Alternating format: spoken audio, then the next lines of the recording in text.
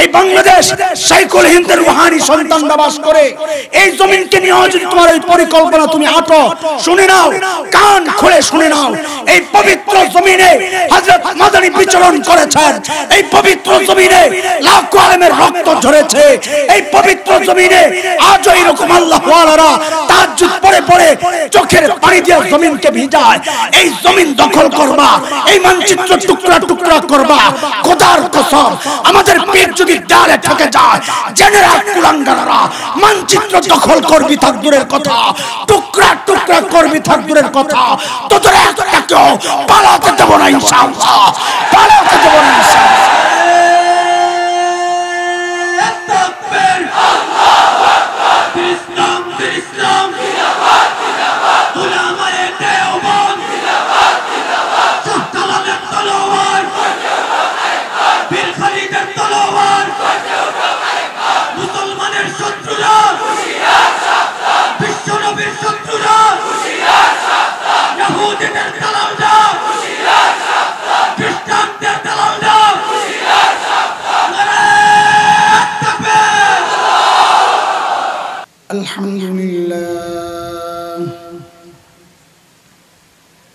الحمد لله نحمده ونستعينه ونستغفره ونؤمن به ونتوكل عليه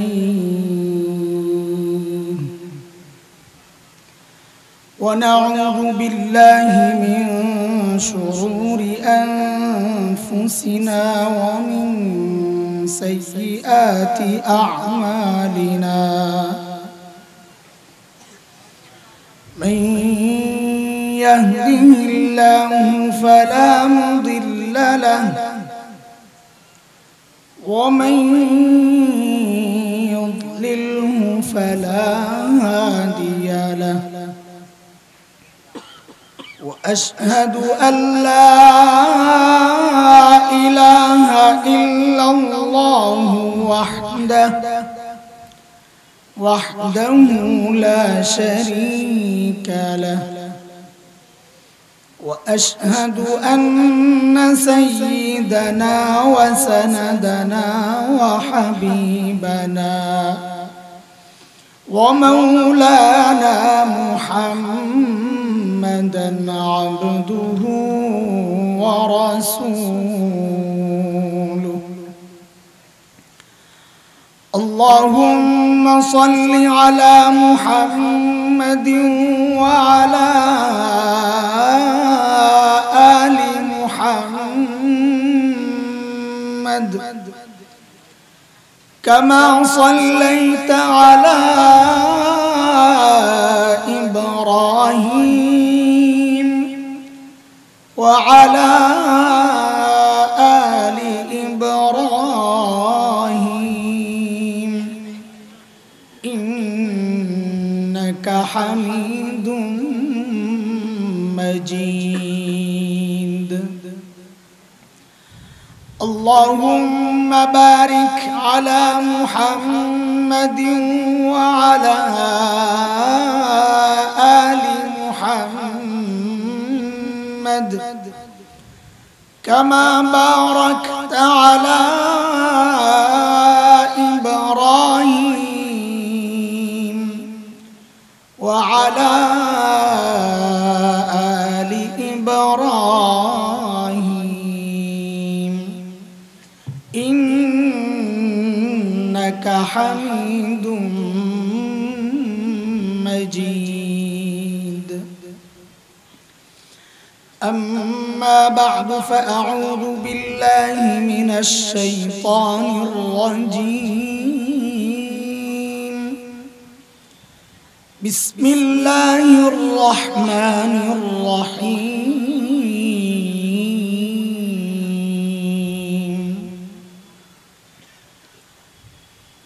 لقد من الله على المؤمنين إذ بعث فيهم رسولا من أنفسهم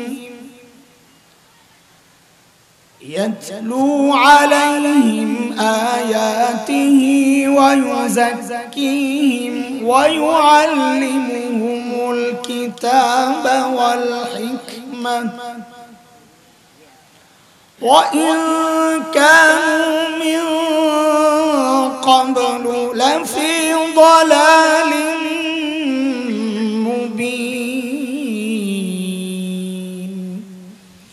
آمنت بالله صدق الله العلي العظيم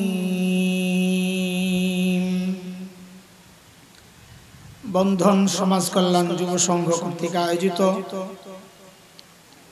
আজকের এই তাফসীরুল কোরআন মাহফিলের চলতি অধিবেশনের সম্মানিত সভাপতি উপস্থিত হযরত উলামায়ে কেরাম মুরব্বিয়ান ইজাম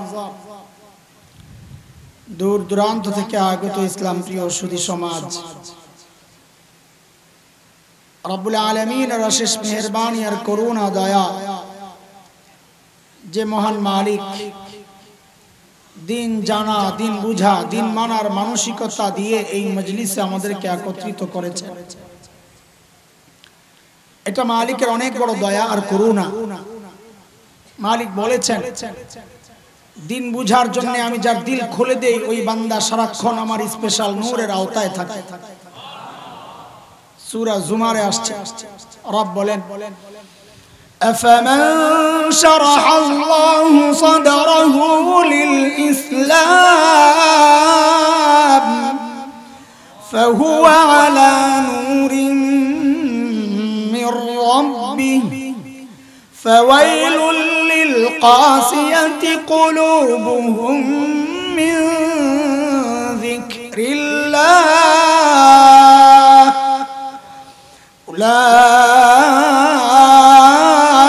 أولئك في ضلال مبين এই আয়াতের মধ্যে রব্বি কারীম এই কথাগুলো বলেছেন মুহতারাম হাজরিন যে মহান মালিক এই নিয়ামতে আমাকে ধন্য করলেন ওই মালিকের শুকরিয়া আদায় করি আলহামদুলিল্লাহ শুরুতেই আপনাদের কাছে দোয়া চাই আমি শারীরিকভাবে আজকে আনফিট শুরুতেই নিজের অক্ষমতা প্রকাশ করতেছি আনফিট গলা একদম বসা ভাঙ্গা গলা দিয়া যতক্ষণ চালানো যায় এরপরে তো স্পেশাল গলা আছে এটা পোষায়া দিবে ইনশাআল্লাহ যার গলা ভাঙে না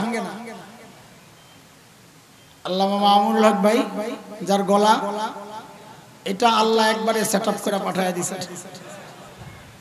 এটা ভাইরাস টাইরাস ঢুকে না মাশাআল্লাহ আল্লাহর অনেক বড় নিয়ামত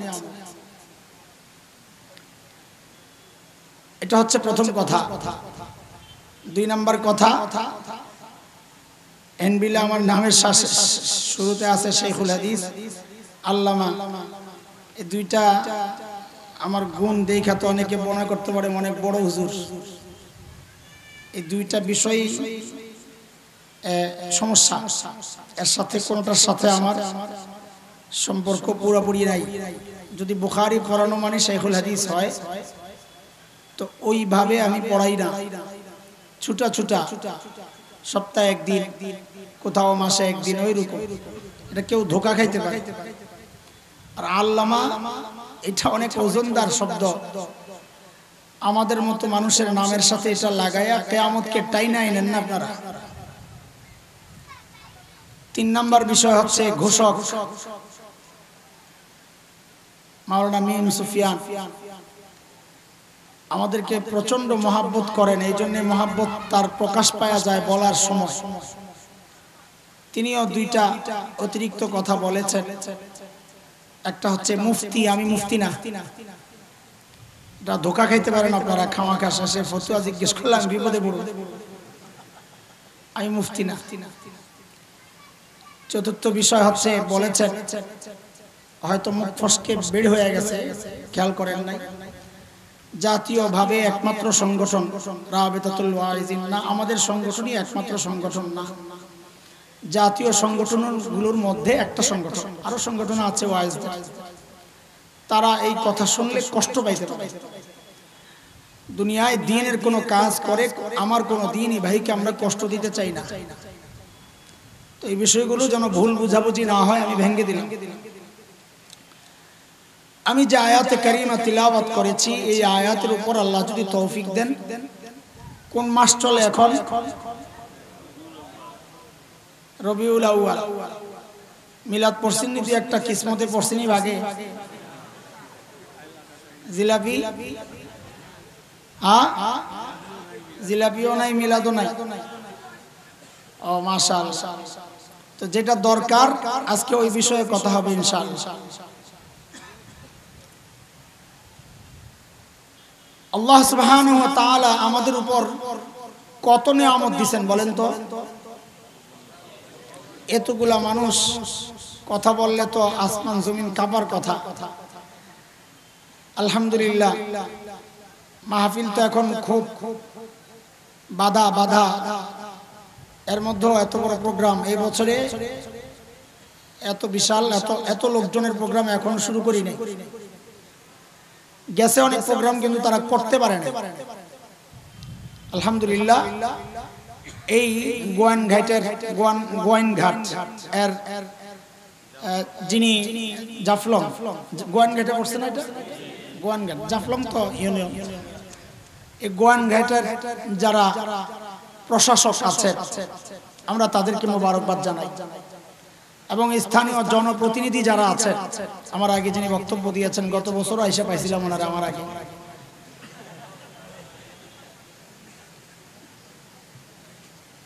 এবং আরো উপজেলার ভাইস চেয়ারম্যান, বাংলাদেশে আলেম ভাইস চেয়ারম্যান আর আছে কিনা আমি জানি না, আপনাদের আছে। বোঝা গেল আপনারা আলেমদেরকে মহব্বত করেন। মারহাবা। আমরা সবাইকে মোবারকবাদ জানাই। তাদের সহযোগিতা ছাড়া এই প্রোগ্রাম সম্ভব ছিল না। সাথে সাথে যে সমস্ত বুজুর্গরা দোয়া করেছেন, সহযোগিতা করেছেন, আমরা সবাইকে মোবারকবাদ জানাই। বলেন আল্লাহ আমাদেরকে কত নিয়ামত দিবেন, কথা বলেন। কুরআন আল কারীমের সূরা আন-নাহল, সূরা ইব্রাহিম, এই দুই সূরাতে আল্লাহ এই কথাটা বলেছেন। মালিক বলেন, ওয়া ইন তাউদ্দু নি'মাতাল্লাহি লা তুহসুহা ইন্নাল ইনসানা লাযালুমুন কাফফার।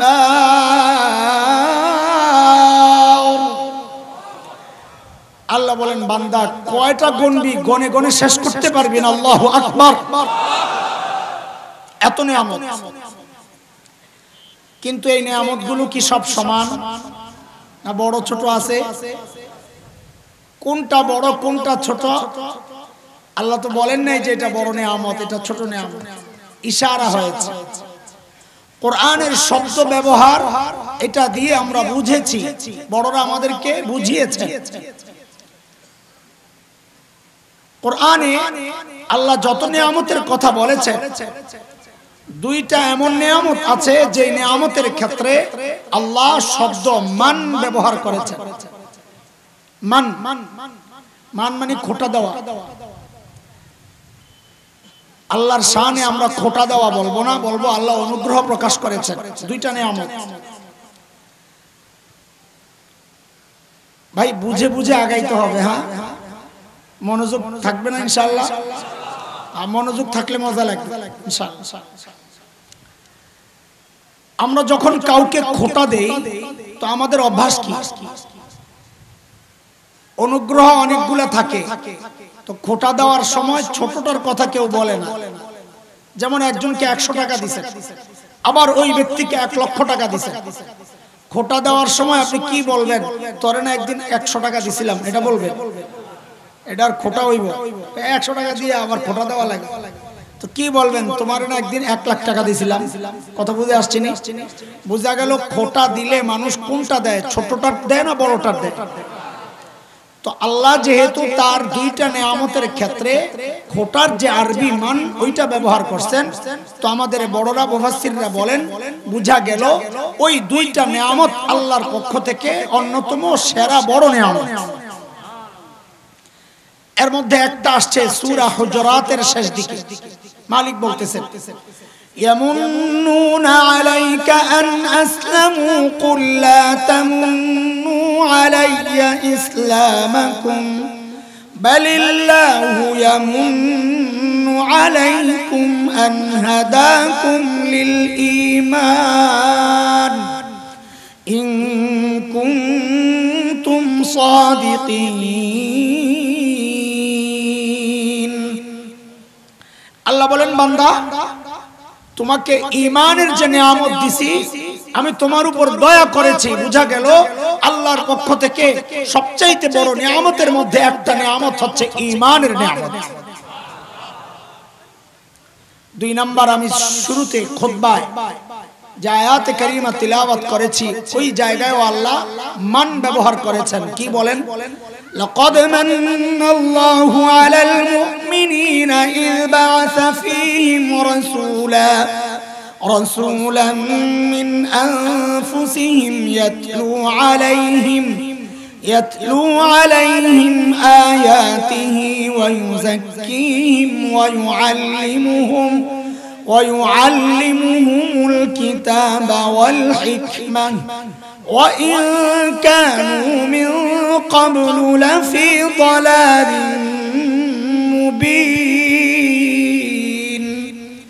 এই আয়াতের মধ্যে আল্লাহ বলেন এরে আমার বান্দা আমি আমার শ্রেষ্ঠ রাসূলকে তোমাদের রাসূল বানায়া পাঠাইছি, পাঠায় আমি তোমাদের উপর দয়া করেছি।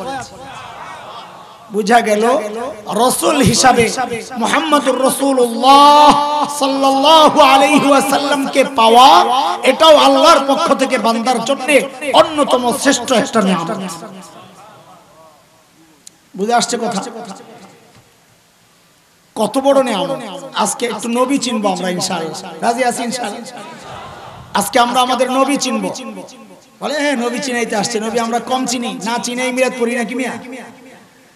বলে নবী চিনো না, চিনো না। বলে কে বলছে আপনাকে? বলে তোমার চুল বলতেছে তুমি নবী চিনো নাই, তোমার মুখ বলতেছে তুমি নবী চিনো নাই, তোমার শার্ট বলতেছে তুমি নবী চিনো নাই, তোমার বিবির শাড়ি বলতেছে তুমি নবী চিনো নাই, তোমার বাচ্চাদের বিয়ের প্রোগ্রামগুলা প্রমাণ দিচ্ছে তুমি নবী চিনো নাই। বলে তো একটু চিনান? হ্যাঁ চিনাবো ইনশাআল্লাহ, একটু অপেক্ষা কর। ভূমিকা হিসাবে আরো দুইটা কথা বুঝে নেই, তার সামনের কথাগুলা বুঝতে সহজ ভাই। আমাদের কথা আস্তে আস্তে আগাইতে হবে, বুঝায়া বুঝায়া লাইনের কথা। এক নাম্বার একটা উদাহরণ দেয়, আকাশের দিকে একটা ছোট্ট বাচ্চা যদি তাকায় সে আকাশ দেখবে না দেখবে না? শর্ত হইলো যদি চোখ ঠিক থাকে। ঠিক আছে না কথা?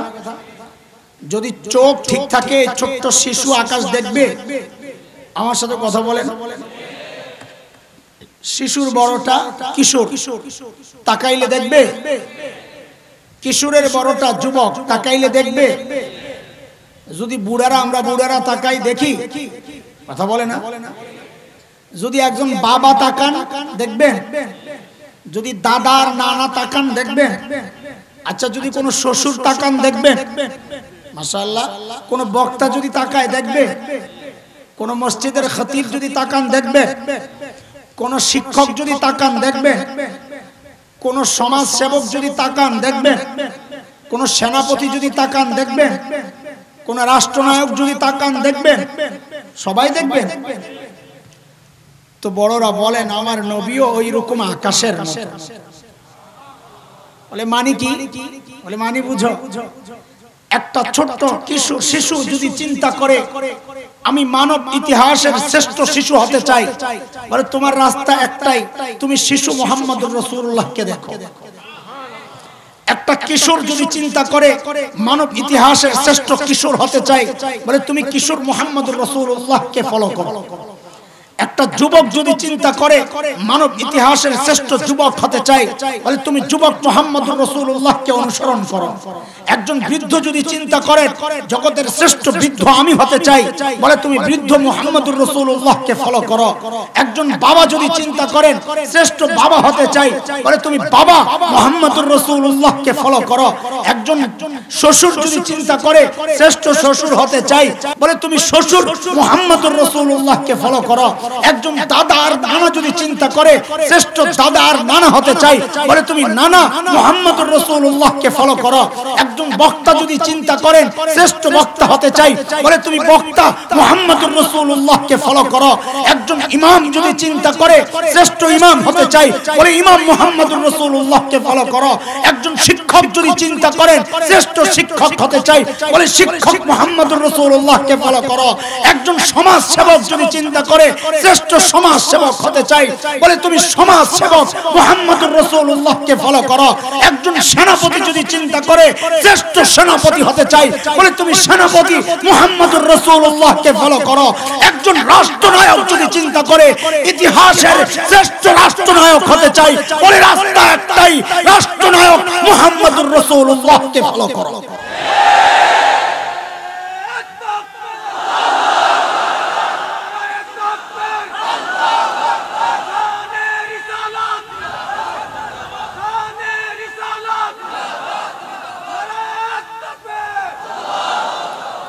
মুহতারাম হাজরিন, আকাশের দিকে যে তাকায় সেই যেমন দেখে, আমার নবীকে যে যে জায়গা থেকে ফলো করতে চায় সে ওই জায়গা থেকে ফলো কইরাই তার জায়গায় সে শ্রেষ্ঠত্বের মর্যাদা অর্জন করতে পারে।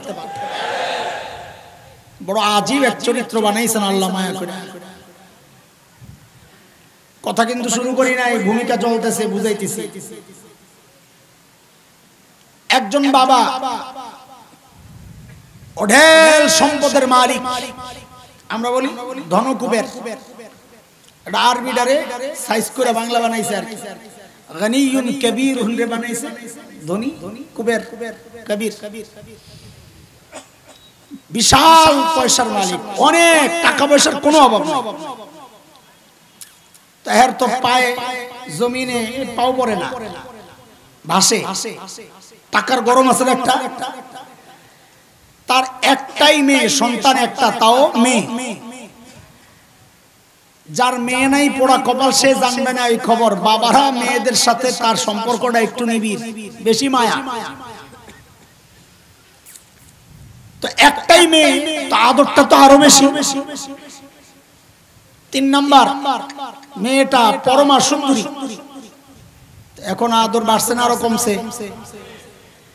মাইয়ারও অবস্থা গরম। বাবা ধনী, ধনী বাবার মেয়ে এমনি তো গরম, আবার টাকা পয়সাওয়ালা বাবা, আবার একমাত্র মেয়ে আরো গরম, আবার সুন্দরী আরো গরম। বিয়ার উপযুক্ত হয়েছে। এই বুঝালো, এই মেসাল উদাহরণগুলা যত বুঝবা তো সামনের কথাগুলো তত সহজে বুঝে আসবে ইনশাআল্লাহ। এই গরম মেয়ের জন্য বিয়ের প্রস্তাব আসছে মেয়ের বাবার কাছে, যে আপনার মেয়েরে বিয়ে করাবো একটা ছেলে। তো মেয়ের বাবা তো গরম, তো জিজ্ঞেস করে আপনি কে? প্রস্তাব নিয়ে যে আসছেন আপনি কে? বলে আমি ছেলের খালু। কে বলেন না? ছেলের খালু। আর গেছে খেপা। হ্যাঁ, আমার মায়ের মিয়া সস্তা পাইছ? ও ভাই আমগো ঢাকায় কথা কইতাছি, আমার মায়ারে হস্তা পাইছ মিয়া? খালু এইসব প্রস্তাব লইয়া কি করণ লাগবো? কাবে ওর বাপ রে পাঠা, পোলার বাপ রে পাঠা। প্রস্তাব কে দিবে? বাবা, বাবা আমার মেয়ের দাম আছে তো হস্তা না। তো পোলার বাবা আসছে। সালাম আলাইকুম। কি সালাম আলাইকুম? খবিস গুলা থাপড়ায় দাঁত খুলে ফেলাম। সালাম আলাইকুম। আমার নবীর সালাম রে যেটা কাটবো ওর জিব্বা কাটালাম।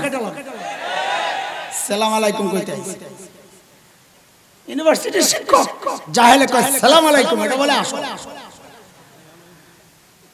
খবিস কথা। সালাম আলাইকুম। আসসালামু আলাইকুম। তো বলে কে আপনি? বলে আমি ছেলের বাবা, প্রস্তাব নিয়ে আসছি। আচ্ছা আপনার নাম কি? অমক। আপনার বাপের নাম কি? অমক। আপনার বাপের পেশা কি? ওইটা। এলাকা কোনটা? ওইটা। বংশ কি? ওইটা। ছেলের নাম কি? ওইটা। ছেলে হাইট কত? এত। গায়ের রং কেমন? এত। চুলটি কেমন? এমন। চোখ কেমন? এমন। মাইয়া তো সুন্দরী? এমন সব খবর লয়। ছেলের মা কে? মার বংশ কি? বন্ধু বান্ধব কারা? সব খবর লয়ে দেখছে ওকে চলে, তো মেয়ে বিয়ে দিবে। ফাইসালা দেওয়ার সময় এখন বাবা বাজারে গেছে সদাই করতে, মেয়ের বিদায় করতে হবে। এখন বলেন তো বাজারে যায়া দামি শাড়ি কিনবে না কম দামি? কারণ তার তো দেওয়ার কেউ নাই মেয়ে ছাড়া, কারে দিবে? সব তো মেয়ের জন্য।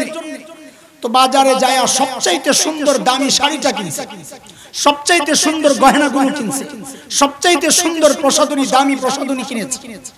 একমাত্র মেয়ে, দেওয়ার মতো কেউ নাই, টাকারও অভাব নেই, নিয়ে আসছে। ভাই আল্লাহ তাআলা প্রিয় হাবিব সাল্লাল্লাহু আলাইহি ওয়াসাল্লামকে দুনিয়ায় পাঠানোর ক্ষেত্রে এগুলো সব খেয়াল করছে। সাজায়া সবচাইতে সুন্দর দামি দামি জিনিস দিয়ে আমার নবীরে সাজায়া পাঠাইছে। পাঠানোর সময় আল্লাহ কয় আমি ফ্রিতে দেব না, প্রস্তাব দেওয়া লাগবে আমার কাছে। ফ্রি জিনিসের দাম নাই, আমার নবীকে আমি ফ্রিতে দিব না। বলে কেমনে দিবেন? বলে প্রস্তাব দেওয়া লাগবে। কয় দিলাম। হ্যাঁ, যেতে দিলে হবে না, পোলার বাপ দেওয়া লাগবে। প্রস্তাব কে দেওয়া লাগবে? ছেলের বাবা প্রস্তাব দেওয়া লাগবে।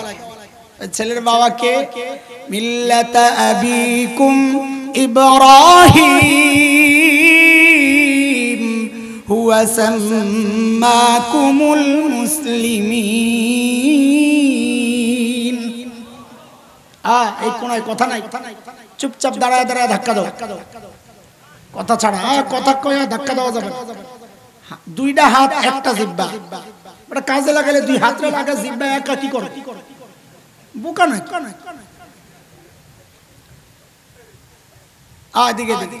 প্রস্তাব কে দিবে? কার দিতে বলছে? আল্লাহ। বাবা বাবা প্রস্তাব দেওয়া লাগবে, আমার নবীর দাম আছে। হালকা কেউ প্রস্তাব দিলে আমি পাঠাবো না, দিব না। খালু মালু চলবে না।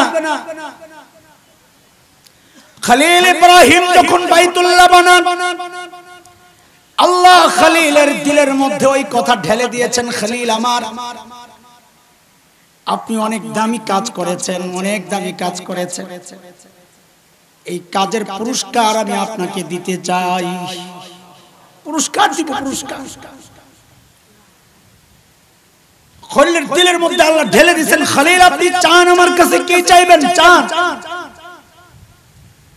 খলিল চিন্তা করেছেন, সারা জিন্দেগি চায়া চায়া আল্লাহর কাছে পাইলাম আমার ইসমাইল জমজমওয়ালারে। কাকে? কাকে? জমজমওয়ালা, জমজমওয়ালা। রব্বি হাবিলি মিনাস সালিহিন। সারা জন্ম চায়া চায়া পাইলাম জমজমওয়ালা। সুবর্ণ সুযোগ যেহেতু পায়া গেছে, এইবার আর ছোট মোটো কোনোটা চাইব না, এইবার চাইলে আল্লাহর কাছে বড়টাই চাইব। চায়া বসলেন, আল্লাহ পুরস্কার যদি দিতে হয় আমাকে এইবার দিতে হবে কাউসারওয়ালা, জমজমওয়ালা না। এবার চাই কোনটা? দিলে বড়টাই দিতে হবে। বলে কই পাইছেন? বলে কোরআনে আসছে। খলিল দোয়া করেছেন, রব্বানা ওয়াবাস ফীহিম রাসূলাম মিনহুম ইয়াতলু আলাইহিম আয়াতিক ওয়া ইউআল্লিমুহুমুল কিতাব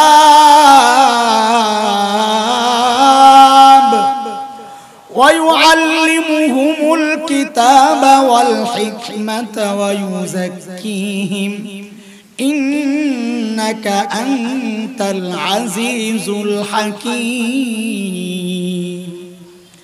আল্লাহ আমি বাইতুল্লাহ বানালাম, এই বাইতুল্লাহকে আবাদ করার জন্য এমন একজন রাসূল আপনি পাঠান, যিনি কিছু মিশন আদায়ের মাধ্যমে, বাস্তবায়নের মাধ্যমে বাইতুল্লাহকে আবাদ করবে, যে আবাদির ঢেউ আল্লাহ গোটা দুনিয়ায় ছড়ায়া যাবে।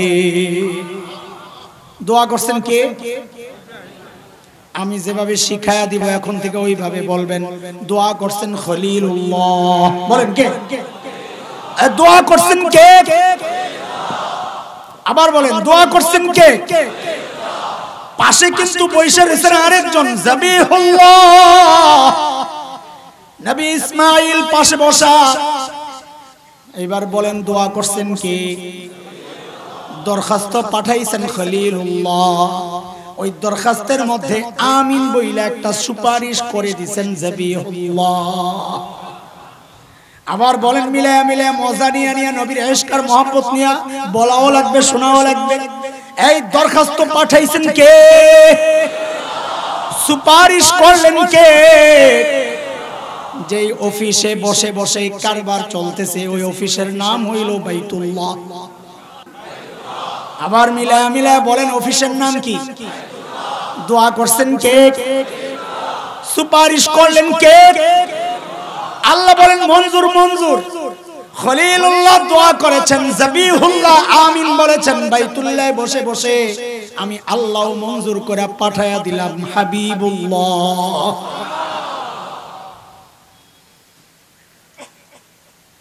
আপনাদের তো বড় মাহফিল মজমা জয়মা রয়েছে, অনেক মাহফিলে গেলে দেখা যায় প্রধান বক্তা আসতে একটু লেট হইতেছে কোনো কারণ। আগের বক্তা বেচারার জান বেরিয়ে যেতেছে, লম্বা সময় বয়ান করতেছে, তো মাহফিল তখন একটু এলোমেলো হয়ে যায়। কেউ একটু ইস্তেঞ্জা করতে যায়, কেউ একটু হাঁটাহাঁটি করতে যায় প্রধান বক্তা আসলে বসতে। আবার কেউ কেউ একটু শয়তানের লেঞ্জা টানার জন্য দূরে একটু চলে যায়, যায়নি তো মাহফিল এলোমেলো। প্রধান বক্তা জৈন্তা পার হইয়াই ফোন দিছে বন্ধনের সেক্রেটারি যে ভাই আমি জৈন্তা ছেড়ে দিছি কাছাকাছি। সেক্রেটারি উপস্থাপক মিম সুফিয়ান মাওলানাকে ভাই তাড়াতাড়ি যায় ঘোষণা দেন প্রধান বক্তা আসতেছে, যেন মজমাটা আবার চলে। বুঝে আসছেনি কথা? আরে করেনি এমন। তাই সে একটা স্লোগান দেয় লিল্লাহি তাকবীর, আল্লাহু আকবার, প্রধান বক্তার আগমন শুভেচ্ছা বরস্তের বলেনি কথা। আল্লাহ বলেন আমার দোস্ত দুনিয়ায় যাবে, প্রধান বক্তা দুনিয়ায় যাবে, মজমা তো এলোমেলো হয়ে রয়েছে, আমি এমনি পাঠাবো না। বলে কি করতে হবে বলেন? ঘোষণা দেওয়া লাগবে, একজন ঘোষণা দেওয়া লাগবে যে প্রধান বক্তা আসতেছে। বলে ঘোষণা কে দিবে? বলে নবী ঈসা আপনারা দুনিয়ায় যাইতে চাইছিলেন আমার নবীর উম্মত হইয়া। বলে হ্যাঁ। তাইলে ঘোষণাটা আপনি দেন। বলে কেন আমি দিব? কয় কারণ মজমা শেষ হইলে তো আবার ঘোষক দাঁড়ায় বলে মজমা শেষ, আবার দেখা হবে। বলেনি?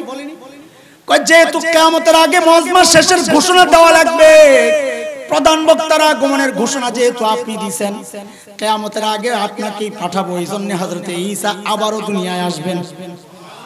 কেন? মজমা শেষের ঘোষণা দেওয়ার জন্য।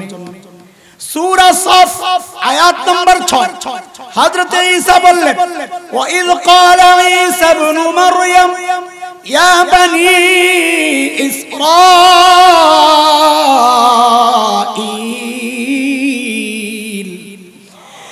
ইন্নী রাসূলুল্লাহি ইলাইকুম মুসাদ্দিকাল লিমা বাইনা ইয়াদাইয়া মিনাত তাওরাহ ومبشرا برسول يأتي من بعدي اسمه أحمد ও বনি ইসরাইল, আল্লাহ আমাকে তোমাদের রাসূল বানায়া পাঠাইছেন। এই কথাটা আমার সাথে একবার দুইবার না তিনবার বলা লাগবে, মুখস্থ করে বলেন। বলেন এ বনি ইসরাইল, আল্লাহ আমাকে তোমাদের রাসূল বানায়া পাঠাইছেন। আবার বলেন এ বনি ইসরাইল, আল্লাহ আমাকে তোমাদের রাসূল বানায়া পাঠাইছেন। আবার বলেন এ বনি ইসরাইল, আল্লাহ আমাকে তোমাদের রাসূল বানায়া পাঠাইছেন। এই যে কথাবার্তা বলতেছি শুধু নবীর শান আর মান বলা মাকসাদ না। আমরা তো এই ময়দানে একটা টার্গেট নিয়ে নামছি, ফাও চিল্লাচিল্লি করার জন্য ময়দানে নামি নাই। আমাদের একটা মিশন আছে। এই কথাবার্তা নবীর সম্মান বলবো, ফাঁকে ফাঁকে মিশনের কথাগুলো বলে ফেলবো। তিনটা পয়েন্টে কথা বলবো ইনশাআল্লাহ। বুঝে আসছে কথা? বলে তাহলে আর এগুলা বলার দরকার কি, ওই 3 পয়েন্টে ডাইরেক্ট ঢুকেন? না, বাচ্চাদেরকে ডাক্তাররা ইনজেকশন দেওয়ার আগে বাচ্চারে হাতে একটা চকলেট ধরায়, নে বাবা খা, করে করে একটা খেলনা ধরায়, আর ওদিক দিয়া ঘষতে থাকে, এক খেলনা নিয়ে ব্যস্ত, ডাক্তার ওদিক দিয়ে কুট করে ঢুকায় দেয়, আর না ঢুকানো যাবে না। আরে বুঝছনি কথা? তোমার নবীর সম্মান শোনাইতেছে মানে চকলেট ধরাইতেছি, সময় মতো ঠিকই ইনজেকশন ঢুকায় দেব। এক নম্বর ইনজেকশনের সুই এই কথাটা, এ বনি ইসরাইল, আল্লাহ আমাকে তোমাদের রাসূল বানায় পাঠাইছেন, আমি সময় মতো বলবো এখন ইনজেকশন দেওয়ার সময় হয়েছে, সুইটা দে, তোর মনে করে দিয়ে দিয়ে নামাজ, মনে থাকবে ইনশাআল্লাহ। হ্যাঁ, কথা এলোমেলো শোনা যাবে না, লাইন মতো না শুনলে পরে হারায়া যাবেন, কোত্থেকে কই গেল না। হযরত ঈসার দুইটা ঘোষণা, এক নম্বর ঘোষণা, আ বনি ইসরাইল, আল্লাহ আমাকে তোমাদের রাসূল বানায়া পাঠাইছেন। 2 নম্বর ঘোষণা, রে বনি ইসরাইল, প্রধান বক্তার কিন্তু আসতেছে, কাজেই তাড়াতাড়ি সুসংগঠিত হও, তৈরি হও, সুসংবাদ দিচ্ছি তোমাদেরকে, যার নাম হবে আহমদ। আল্লাহু আকবার। আমার নবীর নাম কি? জোরে বলো না মুহাব্বতের সাথে, যার নাম আহমদ। এই নামটা ফাঁস করে দিলেন না হযরত ঈসা? ফাঁস করে দিলেন না? ফাঁস হয়ে গেল না নাম? তো বনি ইসরাইল তো বুঝছে যে এইটা তো আখেরি পয়গম্বরের নাম, জানছে না? তো জানলে এই নামের প্রতি তো তাদের আকর্ষণ হওয়ার কথা, তাই না? আখেরি পয়গম্বর, এরা তো মনে করছে এক বংশ থেকেই আইবে। তো যেহেতু আখেরি পয়গম্বর, শ্রেষ্ঠ নবী, তো সবাই তো বরকতের জন্য তার সন্তান, তার ভাই, তার আপনজনের নাম রাখার কথা আহমদ। কিন্তু নবীর নাম রাখার আগ পর্যন্ত এই নাম কেউ রাখে না। কেন? আল্লাহ তার নবীর নামটারে পর্যন্ত ইনটেক রাখছেন, ব্যবহার হইতে দেন নাই, কারো দিলের মধ্যে জাগতেই দেন নাই যে এই নামটা কারো রাখা লাগবে। কেন? ঈদের দিন, ঈদের আগে দিয়ে মনে আছে কিনা, যখন ছোট্ট ছিলেন আমাদের মনে আছে, বাবা ঈদের কাপড় কিনে দিলে মহল্লার পোলা পান্ডে দেখাইতাম, ঈদ নষ্ট হয়ে যাবে, ঈদের দিন সকালবেলা বাইর করে। আল্লাহ যেন তার হাবিবের নামটা ইনটেক করে ধুয়ে দিয়েছেন, অথচ নাম কিন্তু ফাঁস হয়ে গেছে, কিন্তু কেউ রাখে না। আল্লাহ ইনটেক রাখছেন যে না, আমার হাবিবের নাম আগে রাখবো, তারপর তোরা রাখবো। আমার নবীর এক নাম আহমদ। আহমদ মানে সবচেয়ে বেশি প্রশংসাকারী। আমার নবীর আরেক নাম কি? আরে বলো বলো, সাল্লাল্লাহু আলাইহি ওয়াসাল্লাম। মুহাম্মদ মানে সবচেয়ে বেশি প্রশংসিত। কি আজীব না? আরে আমার তো ইলম কালাম নাই, তারপরেও যদি এই 2 নাম নিয়ে কথা বলি রাত শেষ হয়ে যাবে, এমন আজীব নাম এই দুইটা। মুহাম্মদ মানে সবচেয়ে বেশি প্রশংসিত। আল্লাহ কি কারবার করছে দেখেন, বুখারীর রিওয়ায়াত, মক্কার কাফিররা বাজারে হাটে ঘাটে যায় বলে, এই মুহাম্মদ এটা কিন্তু পাগল, জাদুকর, এর কাছে যাবি না। তো নামের মানে কি? সবচেয়ে বেশি। মানুষ বলে যেই মানুষটা সবচেয়ে প্রশংসিত উনি আবার জাদুকর, পাগল হয় কেমন? কথা মিলে? পাগল আবার সবচেয়ে প্রশংসিত হয় কেমন? তো কাফেররা বলে, এই ঘটনা তো খারাপ রে, ব্যস্ত লাগছে, নামটা পাল্টা। বলে কি নাম রাখবা পাল্টায়া? বলে এখন থেকে এর নাম হইল মুজাম্মাম, সবচেয়ে বেশি নিন্দিত। তো বাজারে যায় বলতেছে, এই মুজাম্মামের কাছে যাবি না, ওটা পাগল। তো পাবলিক কয় মুজাম্মাম কি? আরে আরেক বিপদ। আল্লাহ বলে আমার নবীর বদনাম করবি, তুই সারা জীবন বদনাম কর, লোকে যদি জিজ্ঞেস করে কার বদনাম করলা, বলে যিনি সবচেয়ে বেশি প্রশংসিত। তুমি কি পাগল নাকি? সবচেয়ে প্রশংসিত ব্যক্তির আবার বদনাম হয় কেমনে? অথচ আল্লাহ তাআলা তার দুশমনদের নাম কি রাইখা রাখছেন আগে থেকে। ওই যে ফ্রান্সের একটা, আমি বহু নাম আছে আমার কাছে এরকম, আমি নগদের যেটা এটা উদাহরণ দিই। নাম কি ফ্রান্সের? ওটা ম্যাক্রো। ম্যাক্রো আরবি দিয়ে লিখতে গিয়ে দেই হয়ে গেছে মাকরু। কি হয়ে গেছে? মাকরু মানে অপছন্দনীয়। এইবার তুমি সারাদিন বসে বসে প্রশংসা করো, বলে ভাই কার প্রশংসা করলা? বলে মাকরু সাহেব। আল্লাহু আকবার। আমার নবীর নাম আহমদ। আহমদ মানে সবচেয়ে প্রশংসাকারী। মাকামে মাহমুদের মধ্যে আমার নবী আল্লাহর এমন প্রশংসা করবেন, নবী বলেন ওই শব্দে আর কেউ কোনোদিন প্রশংসা করে নাই, করবেও না। ও ভাই খালি নামটার দিকে একটু দেখো না, কি দারুণ করে সাজাইছেন আল্লাহ। আমার নবীকে আল্লাহ দুনিয়ায় পাঠাইছেন ইবাদত শেখানোর জন্য। কিসের জন্য বলেন? ইবাদতের মধ্যে সবচাইতে দামি ইবাদত কোনটা বলেন জোরে?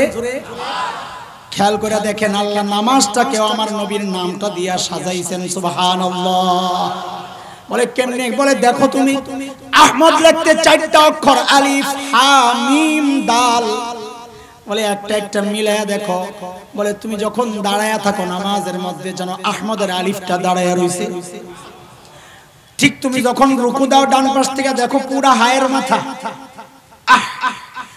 সাজদায় যায় দেখো, একজনের দিয়ে দেখায়া দেখো, সাজদায় যায় দেখো পুরা মিমের মাথা। আত্তাহিয়াতুর সূরাতে বইসা দেখো পুরা একটা আস্তা দাল আল্লাহ বানায় রাখছে। শুধু কি তাই? এই ভাষার মধ্যে শ্রেষ্ঠ ভাষা কোনটা? ইন্টারন্যাশনাল ভাষা কোনটা? অনেকে ইংরেজি বলে, ইংরেজি ইন্টারন্যাশনাল তার জন্য যার জগৎ খালি এই দুনিয়াটা, যে আখেরাতে বিশ্বাস করে তার জন্য ইন্টারন্যাশনাল আরবি। কেন কেন? কারণ দুই হাত মাটির নিচেই তো ইংরেজি চলবে না। তোমারে কবরে গেলে জিজ্ঞেস করবে না কি হু আর ইউ, কি জিজ্ঞেস করবে? মার রাব্বুকা, এটা চায়না ভাষা। কথা কয় না? আমার আরবি ভাষা মাটির নিচে চলে, মাটির উপরেও চলে, আসমানের উপরেও চলে, জান্নাতেও চলবে ইনশাআল্লাহ। কোরআনের ভাষা আল্লাহ দেখো কি করছেন, ওই ভাষাটাকে পর্যন্ত আল্লাহ নবীর নামের একটা একটা অক্ষর দিয়া সাজাইছেন। বলে কেমনে? বলে তুমি আলিফ থেকে ইয়া পর্যন্ত একটু লক্ষ্য করে তাকায়া দেখো। তুমি যদি আলিফকে টান দাও আমার নবী আহমদ, তুমি যদি বাকে টান দাও আমার নবী বাশীর, তুমি যদি তাকে টান দাও আমার নবী তাকি, সবচেয়ে বড় মুত্তাকি।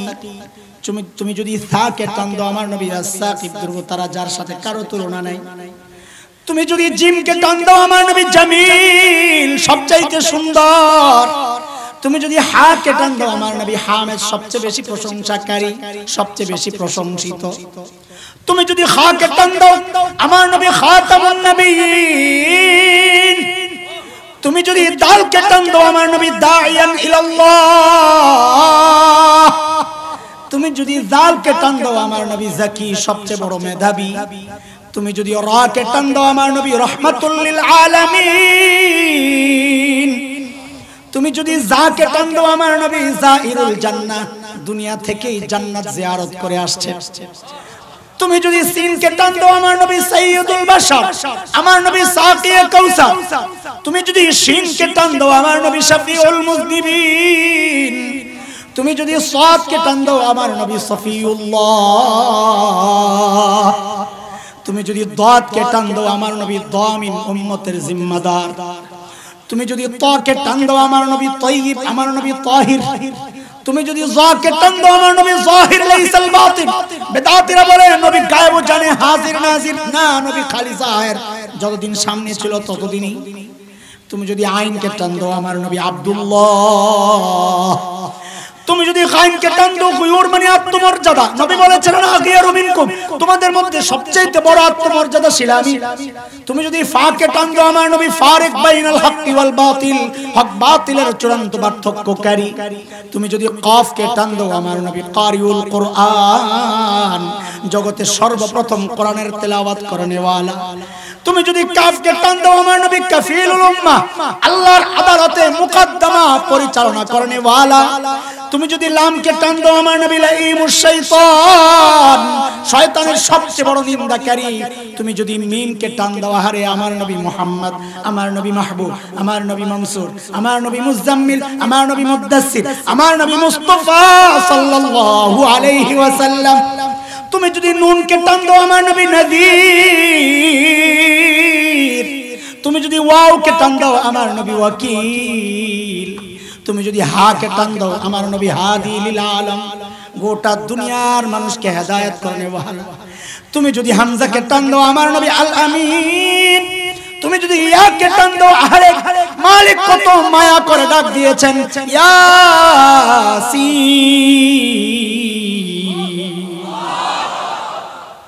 আরে ভাই নবী চিনছো? ঘোড়ার ডিম চিনছো? কিচ্ছু চিনো নাই। নবীর শান কত, আল্লাহু আকবার।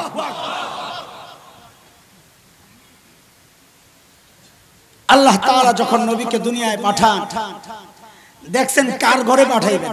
ওই যে জিজ্ঞেস করছে আপনার বাপকে, দাদার নাম কি, দাদার পেশা কি, বংশ কি, কোন আগে কয় আমার বাপ ঠিক আছে। বলে আমার বাপের অনেক ছেলে, কিন্তু আমার বাপের সব ছেলেগো নামগুলা বেশি সুবিধার না। বলে কি নাম শুনি? বলে আব্দুল মুত্তালিবের এক ছেলে আব্দুল উজ্জা, আব্দুল শামস, আব্দুল হারিস, নওফল, হামজা, আব্বাস। একটারও অর্থ ভালো না, এর মধ্যে তিনটার মধ্যে শিরিক আছে।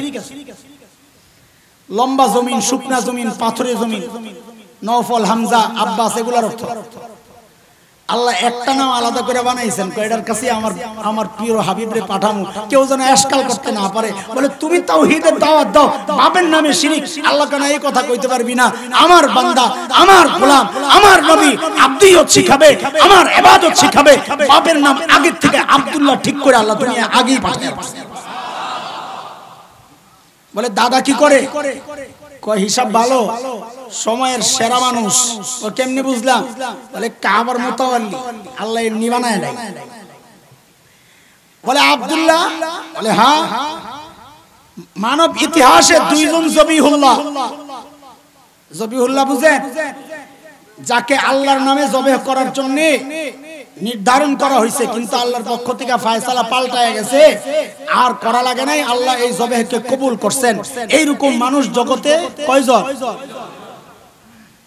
এক গ্রাম্য মানুষ আয়েশা নবীরে ডাক দিছে, ইয়াবনা জবিহাইন, ওই দুই জবিয়ের বেটা। নবী আলাইহিস সালাম হাইসা দিছে। সাহাবায়ে কেরাম বলে ইয়া রাসূলুল্লাহ কি বললো? কহা যা বলছে ঠিকই বলছে। আমার বাবাও জবিহুল্লাহ, আমার পূর্বপুরুষ ইসমাইল তিনিও জবিহুল্লাহ, আমি দুই জবিহুল্লাহর ছেলে। বলে আব্দুল্লাহ কেমনে জবিহুল্লাহ? রিওয়ায়াতে আসছে জমজম হারায় গেছে, খুঁজে পাওয়া যায় না, কই গেল?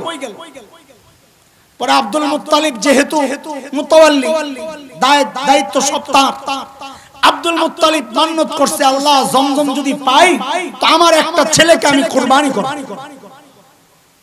জমজম পায়া গেছে। তারা তো আর আমাদের মতো মুনাফিক না যে ওয়াদা দেয়, রাজনৈতিক ওয়াদা, যে ভোট দেন সব ঠিক আছে, দেওয়ার পর কয় হ্যাঁ ঠিক আছে, আমি ঠিক আছে, ঠিক না? তা আব্দুল মুত্তালিব আগেকার মানুষ এইরকম ছিলেন না। আব্দুল মুত্তালিব নিজের সন্তানকে কুরবানি করবেন, কাকে করবেন? লটারি দিছে। লটারিতে আব্দুল্লাহর নাম আসছে। এলাকাবাসী, মক্কার কাফির কুরাইশরা বলে আব্দুল্লাহ এত সুন্দর, এর জবে করে লাইবে, এর জবে করে না, আবার দেন। তো আবার লটারি, একবার, দুইবার, তিনবার, খালি আব্দুল্লাহর নাম। তো কুরাইশের লোকজন বলে যে আব্দুল্লাহরে জবে না করে আর পরিবর্তে 10টা উট কুরবানি দেন। তো আব্দুল মুত্তালিবের মধ্যে যেহেতু আমানতদারিতা ছিল, তো বলছে যে যেহেতু মান্নত করছি, 10টা আল্লাহর কাছে মঞ্জুর কিনা এটাও পরীক্ষা করতে হবে। তো পরীক্ষা কেমনে করছে? একদিকে 10 উট, একদিকে আব্দুল্লাহ, লটারি দিছে। ওই সময় আব্দুল্লাহর নাম। এখন কি করা? উট বাড়ান, বাড়াইছে, উট দিছে 20টা, আবার লটারি, আবার আব্দুল্লাহর নাম। এইবার আরো বাড়ান, এইবার দিছে 30টা, দিল লটারি, আবার আব্দুল্লাহ। 40, আবার আব্দুল্লাহ। 50, আবার আব্দুল্লাহ। 60, আবার আব্দুল্লাহ। 70, আবার আব্দুল্লাহ। 80, আবার আব্দুল্লাহ। 90, আবার আব্দুল্লাহ। 100, এইবার নাম আসছে 100। আল্লাহ জানায় দিয়েছেন আমার নবীর বাবেরে হস্তায় কোরবানি দিবা, 100 দাও। আয় আল্লাহ, এই প্রত্যেকের ব্যাপারে কথা বলতে গেলে রাত শেষ হয়ে যাবে, আমাদের তো একটা টাইম নির্ধারিত, আমার দৌড়াইতে হবে, তাইলে আমার পয়েন্ট ছুটে যাবে। আমি কিন্তু এখনো তুমি করে চকলেট খাওয়াইতেছি, জায়গায় ঢুকি নাই। এক জায়গায় খালি খটকায়, প্রথম পয়েন্টে ঢুকতেছি, মনোযোগ আছে তোমাদের? এতক্ষণ যা বলছি যদি এই কথাগুলো বুঝা না থাকো সামনে, তো এই পুরো আমার কষ্টটা বেকার যায়। লাব্বাইক হাজির সবাই? মাশাআল্লাহ। এক জায়গায় খালি খটকা যে আল্লাহ তাআলা আপনার একটা উদাহরণ দিবেন, বাপের সাথে মাইয়ার বিয়া দেওয়ার ক্ষেত্রে সুন্দর বাড়ি দেখে, জামার বাড়িটা সুন্দর কিনা এটা দেখে না, তো আল্লাহ তো তা দেখলো না। কই দেখলো না? কই দুনিয়ার মধ্যে আরো কত সুন্দর সুন্দর এলাকা ছিল, কাশ্মীর ছিল, ভূস্বর্গ বলা হয়, দুনিয়ার জান্নাত, সুইজারল্যান্ড, ইউরোপের কত সুন্দর সুন্দর দেশ, ওই দেশে নবীরে না পাঠাইয়া আল্লাহ এমন এক জায়গায় পাঠাইলেন বৃক্ষলতাহীন জলশূন্য বালুকাময় জায়গা, খানা নাই, পানি নাই, ফল নাই, ফসল নাই, পাহাড়ি এলাকা, বালুময় এলাকা, এইরকম পাথরের এলাকায় আল্লাহ নবীরে পাঠাইলেন। সুন্দর এরিয়ায় পাঠাইতে পারলেন না? পেস লাগেনি একটু আগের কথার সাথে আর কি লাগেনি? এটার জবাব দিতে গেলে আমার প্রথম পয়েন্টে কথা আঘাত আসা। আল্লাহ নবীকে জাজিরাতুল আরবে কেন পাঠাইলেন? এই যুবক খেয়াল করো, জাজিরাতুল আরবে নবীকে আল্লাহ কেন পাঠাইলেন দুনিয়ার আর জায়গায় না পাঠাইয়া? ভাই জাজিরাতুল আরবকে তুমি বিশ্ব মানচিত্রের মধ্যে একটু খুইলা দেখো, গবেষণা করো, দেখবেন জাজিরাতুল আরব বিশ্ব মানচিত্রের মধ্যে তিন দিক থেকে পানি, একদিকে লেগে আছে জর্ডান, ইরাক, সিরিয়া, ওই দিক দিয়ে তিন দিকে শূন্য। ঠিক মানব দেহের মধ্যে মানুষের যে হার্ট, কলব, এই কলবের অবস্থাও এইরকম, তিন দিকে শূন্য, একদিকে লেগে আছে। এই জন্য জাজিরাতুল আরবকে বলা হয় জিওগ্রাফিক হার্ট, মানচিত্রের হার্ট। এটা একদম মাঝখানে, একদিকে লাইগা আছে হার্ট, যেমন একদিকে লাইগা আছে, তিন দিকে শূন্য। আল্লাহ আমার নবীকে ওই হার্টের মধ্যে পাঠাইছেন কেন? এটা বুঝার জন্য আরেক জায়গায় যাইতে হবে। আমার নবী দুনিয়ায় আসার আগ পর্যন্ত যত দর্শন ছিল, গ্রিক দর্শন, রোমান দর্শন, ইরাকি, ব্যাবিলনিয়ান, মিশরি দর্শন, পারস্য দর্শন, সমস্ত দার্শনিকদের বক্তব্য ছিল মানুষকে নিয়ন্ত্রণ করে তার ব্রেন। গোটা দুনিয়ার বিরুদ্ধে সর্বপ্রথম মুহাম্মদুর রাসূলুল্লাহ সাল্লাল্লাহু আলাইহি ওয়াসাল্লাম দাঁড়ায়া ঘোষণা করলেন যে না, মানুষকে তার ব্রেন নিয়ন্ত্রণ করে না, মানুষকে নিয়ন্ত্রণ করে তার হার্ট। নবী ঘোষণা দিলেন, আলা ইন্না ফিল জাসাদি মুদগা ইযা সালুহাত সালুহাল জাসাদু কুল্লু ওয়া ইযা ফাসাদাত ফাসাদাল জাসাদু কুল্লু আলা ওয়া হিয়াল কলব। এরে আমার উম্মত, মানব দেহের মধ্যে একটা গোশতের টুকরা আছে, ওই গোশতের টুকরা ঠিক হয়ে গেলে গোটা বডি ওকে। গোশতের টুকরাটার মধ্যে পচন ধরলে বডিতেও পচন ধরে। কথা বুঝে আসছে? এইবার বুঝেন আল্লাহ আমার নবীকে হার্টে কেন পাঠাইছেন। ও নবী, আপনার আগে আমি আর কাউকে বিশ্ব নবী বানাই নাই, আপনি একমাত্র বিশ্ব নবী হাবিব, এই জন্য আমি আপনাকে হার্টে পাঠাইছি। কেন? বলে আপনি হার্টের মধ্যে মেহনত করেন, হার্ট ঠিক হয়ে গেলে গোটা দুনিয়ার বডি ঠিক হয়ে যাবে।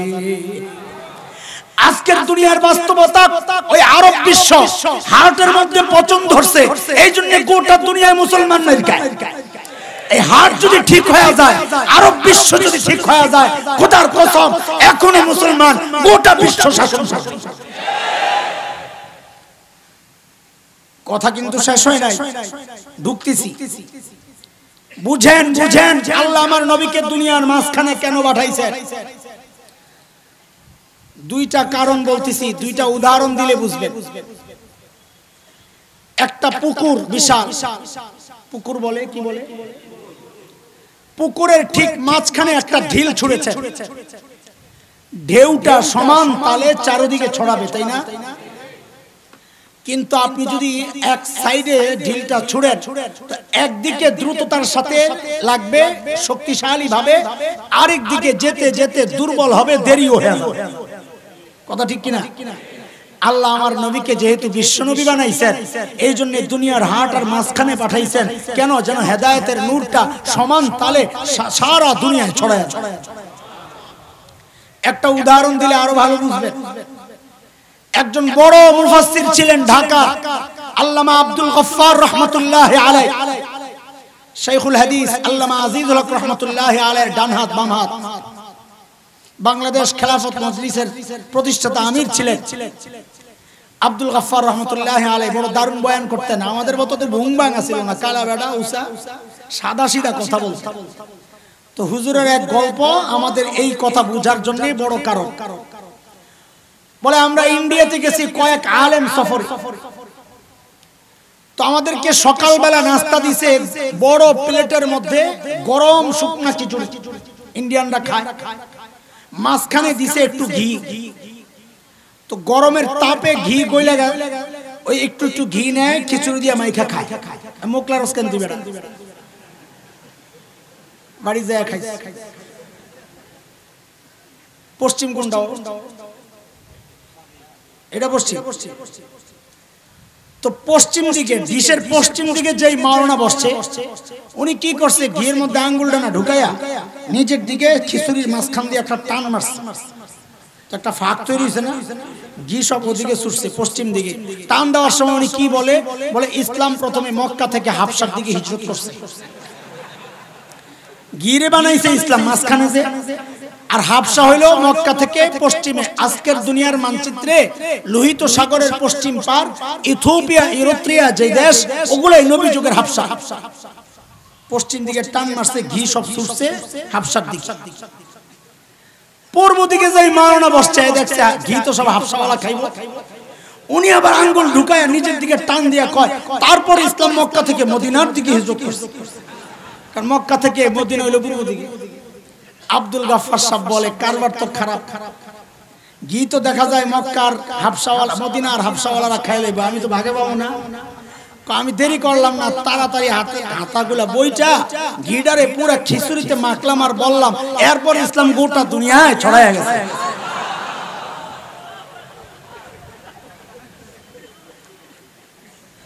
এইবার বুঝে আসছে আল্লাহ ইসলামের মাঝখানে কেন পাঠাইছে, যেন ঘিয়ের ভাগ সবাই পায়। আরে বুঝছুনি কথা, আমি কিন্তু পয়েন্টে ঢুকি নাই, বুঝাইয়া বুঝাইয়া আগাইতেছি। এইবার বুঝো, এ জুয়ান পোলাপান, তোদের জন্য এই কথাগুলা বেশি দরকার। কারণ পিটা যখন দিবে, বুড়া করে ছাইরা দিবে, পিটাইলে তরে পিটাইবো আর আমারে পিটাইবো লিডার হিসাবে। আমরা যখন দারুল দেওবন্দে পড়ি 97, তখন খুব গন্ডগোল, ধরপাকড় চলতেছে। তো আমাদের সাথে লালবাগের এক সাথী ছিল, ইয়া মোটা কালো একদম আফ্রিকান মাগুর, ওই যায় সাদে ঘুমা। তা আমি বলি, মাহমুদ ভাই আপনি সাদে ঘুমান কেন? তা আমি তো তখন ছিলাম একটা চিকনা চাকনা হ্যাংলা পাতলা। তা আমারে বলে কি, ভাই রে তোরে যদি ধরে তো মায়া করে পিড়াইবো না, যেটা কি পিড়াম, আর আমারে ধরলে তো পিড়ায় মজা পাইব। ঠিক তখন আমার মাথায় একটা কথা আসছে, তাইলে তো কারবার সারছে। কি আমি কবরে দেওয়ান বাগিরে রাখার পর ফিরিস্তারা পিড়ায় যে কি মজাটা পাইব রে ভাই।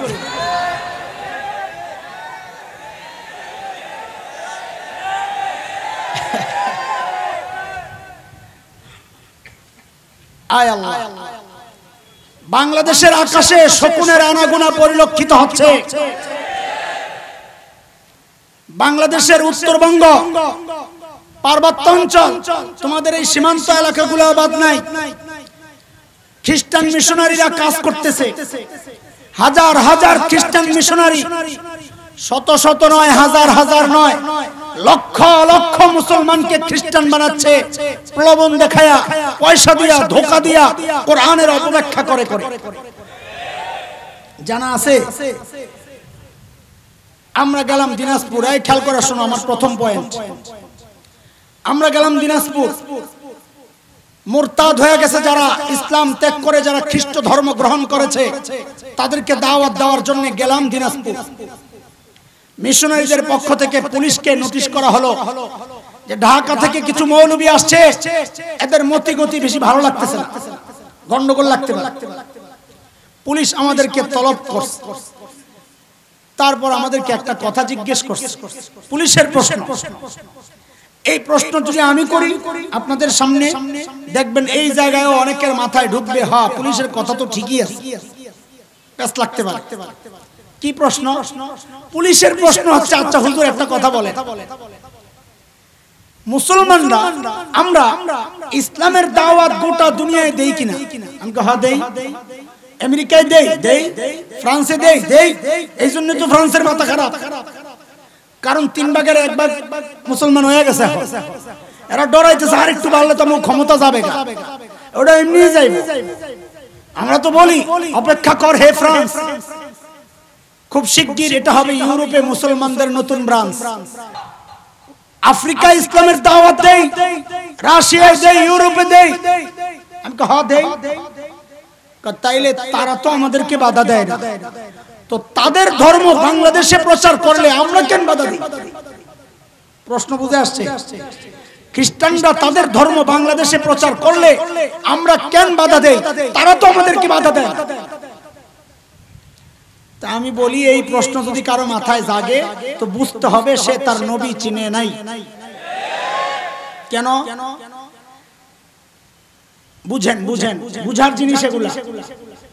আল্লাহ তাআলা আমার নবী দুনিয়ায় আসার আগে যত নবী পাঠাইছেন, সমস্ত নবীদের সাথে তিনটা বিষয় নির্ধারিত ছিল। কয় বিষয়? ওই নবীর টাইম ছিল নির্ধারিত। আমাদের নবীর কোনো টাইম নির্ধারিত নাই, তিনি কিয়ামত পর্যন্ত নবী। ওই নবীর এলাকা ছিল নির্ধারিত।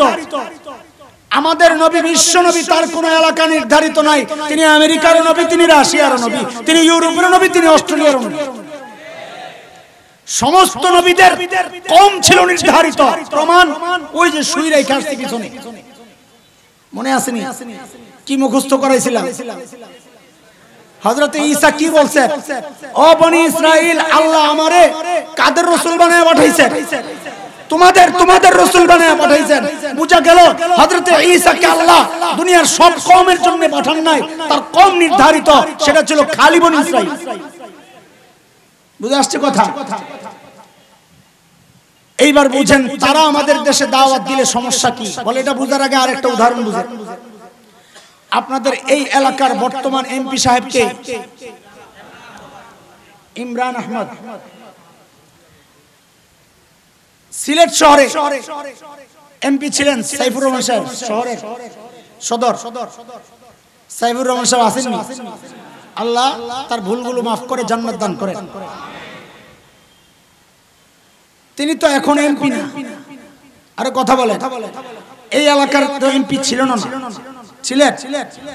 এই এলাকার এমপি ছিলেন? একবার ছিলেন। তাইলে ওনারে দিয়ে উদাহরণ দিব না। আরেক থানা, আরেক আসন বলেন যে মারা গেছে, এমন একজন এমপির নাম বলেন। আব্দুল সামাদ আজাদ না? আচ্ছা, সাইফুর রহমান সাহেবটাই শুনেন, বুঝেন, খেয়াল করেন। তিনি যায়া ওই পাশের আরেক আসন, কোম্পানিগঞ্জ আলাদা আসন না এক আসন? এখন এক। তো ধরেন ছাতক গেছে, ছাতক। সাইফুর রহমান সাহেবের কিছু সমর্থক ছাতক পয়েন্টে যায়া একটা অফিস বানাইছে। ওইটা কার আসন? মানিক সাহেবের। ওই মানিক সাহেবের আসনে যায়া একটা অফিস করছে। হ্যাঁ মুসলমান, ভালো করে মনোযোগ দাও। অফিসের মধ্যে সাইনবোর্ড লাগাইছে এমপি সাহেবের অফিস। কি লেখছে? এমপি সাহেবের অফিস। মানিক সাহেবের লোকজন এসে জিজ্ঞেস করতেছে, এই এটা কোন এমপির অফিস রে বেটা, আমরা চিনি না? এটা সাইফুর রহমান সাহেবের, এমপি সাহেবের অফিস। তারা ভুল করলো কয়টা? দুইটা। কয়টা? এক নাম্বার ভুল, সাইফুর রহমান সাহেব তো এখন এমপি না, কিন্তু মারা গেছে। দুই নাম্বার ভুল, এটা তো সাইফুর রহমান সাহেবের আসনও না। অফিস খুলবি তার আসনে যায় খোল, এরপরেও খোলার অধিকার নেই, কারণ তার তো ডেট শেষ হয়ে গেছে।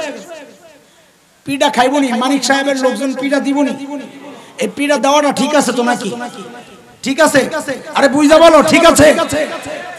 এইবার বুঝো, বাংলাদেশে খ্রিস্টানরা আইসা তাদের দ্বীনের দাওয়াত কেন দিতে পারবে না? কেন? তো দুই অপরাধের কারণে পিটা লাগাইছো। তাদের অপরাধ তো তিনটা। এক নম্বর অপরাধ হইল তাদের নবীর ডেট এক্সপায়ার হয়ে গেছে। কয় বছর আগে? 2000 বছর আগে। কয় বছর আগে? 2000 বছর আগে ডেট এক্সপায়ার। ওই ডেট এক্সপায়ার হওয়া ধর্মের প্রচার, বাসি গান্দা ওই দ্বীনের প্রচার এই দেশে চলবে না। দুই নম্বর সমস্যা কি?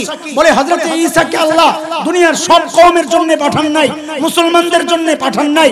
হযরত ঈসা নিজে বলেছেন, এ বনি ইসরাইল, আল্লাহ আমাকে তোমাদের রাসূল বানায়া পাঠাইছেন।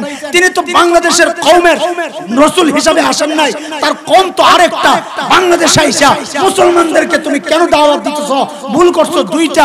তিন নম্বর ভুল, হযরত ঈসা তো বিশ্ব নবী না। হযরত ঈসা নিজে বলেছেন, আজকের বিকৃত বাইবেলের মধ্যে আসছে, তিনি বলেন আল্লাহ আমাকে ফিলিস্তিনের একটা নির্দিষ্ট অঞ্চলের জন্য পাঠাইছেন। বুঝা গেল হযরত ঈসার অঞ্চল নির্ধারিত, ওই অঞ্চল বাদ দিয়া আরেক আসনে আইসা অফিস খুলতে চাইছো তিনটা অপরাধের কারণে। আরে তোমার তো কপাল ভালো, আমরা আমার ভাইকে দাওয়াত দিয়ে ফিরাত আনতে চাইছি। আমার তো দরকার ছিল তোমাদেরকে পিটায়া পিটায়া এই জমিন থেকে উৎখাত করা।